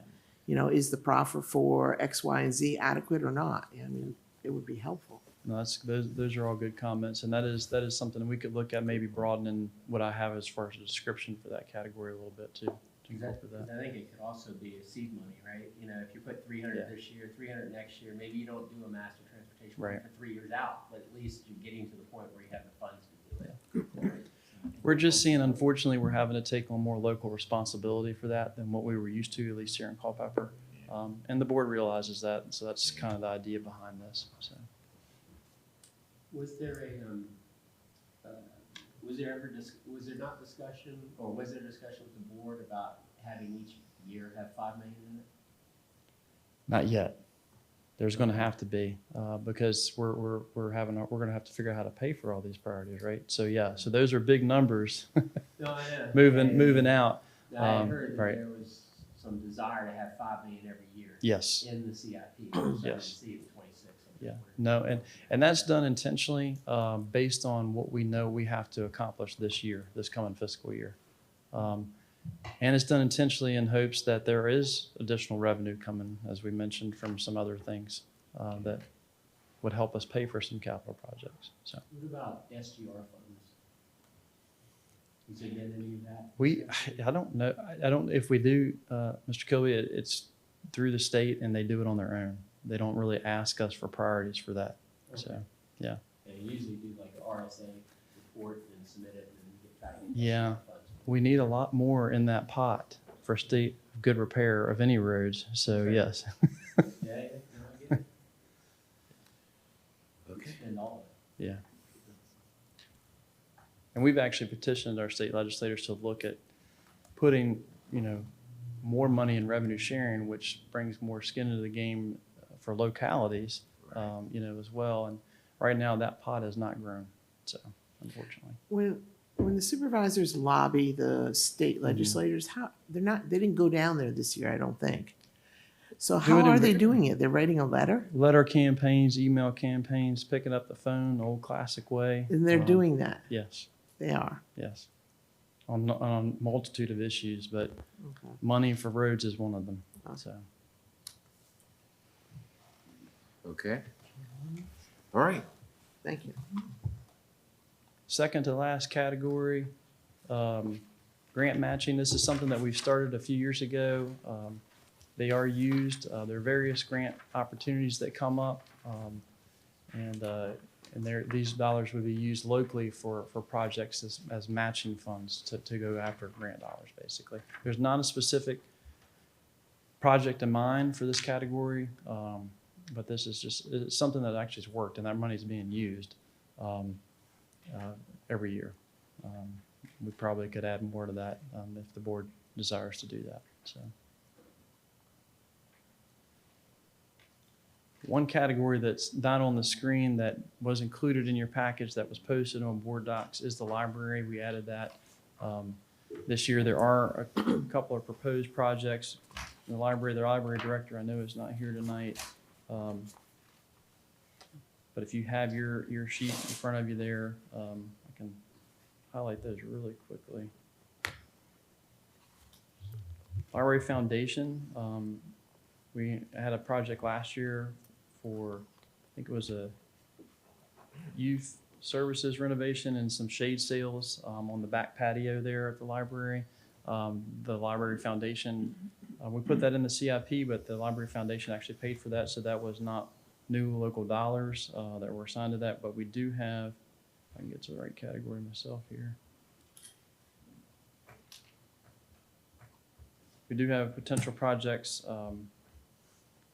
Library use services actually would be this year, and then some upfront work to the library area. Some technology improvements, that's what you see in FY27, potential there. Lobby renovation in FY28 at $75,000. The big one that's on the future out, and there again, this is more of a planting the seed as a potential concept, is a branch library. And that's something that the library director wanted to include this year in the CIP as an potential out-year project. It could be in partnership with another county project, right? Another public facility at Catalpa. We can put everything there that we know of, right? On that 40 acres, it'll all fit. The jail, the landfill, the next landfill, the next school project, it all fit on 40 acres. Maybe we can fit a branch library there too. But that's just another project that's an out-year project at this point. But it would be an expensive project. We do have lands in the northern part of the northern part of the county, as well with the Clevenger's project that potentially could fit up there too. But that's all I have, Mr. Chairman. You all did really well to get through. That's a lot on there. Intentionally, there are some things that have been pushed out, as we always see that from year to year, so that we can figure out how to get there responsibly with the dollars that we do have. So, Good. Good job. Thank you, Sam. thank you. Thank you. We know this is your last one, Yeah. probably, right, John? All right, but thanks, man. Thank you. Okay, good to have you back. Yep. Okay. And we'll move into our work session. Chair, entertain a motion to move into the work session. So moved. Second? Second. All in favor, aye? Aye. Okay. We now move into our work session.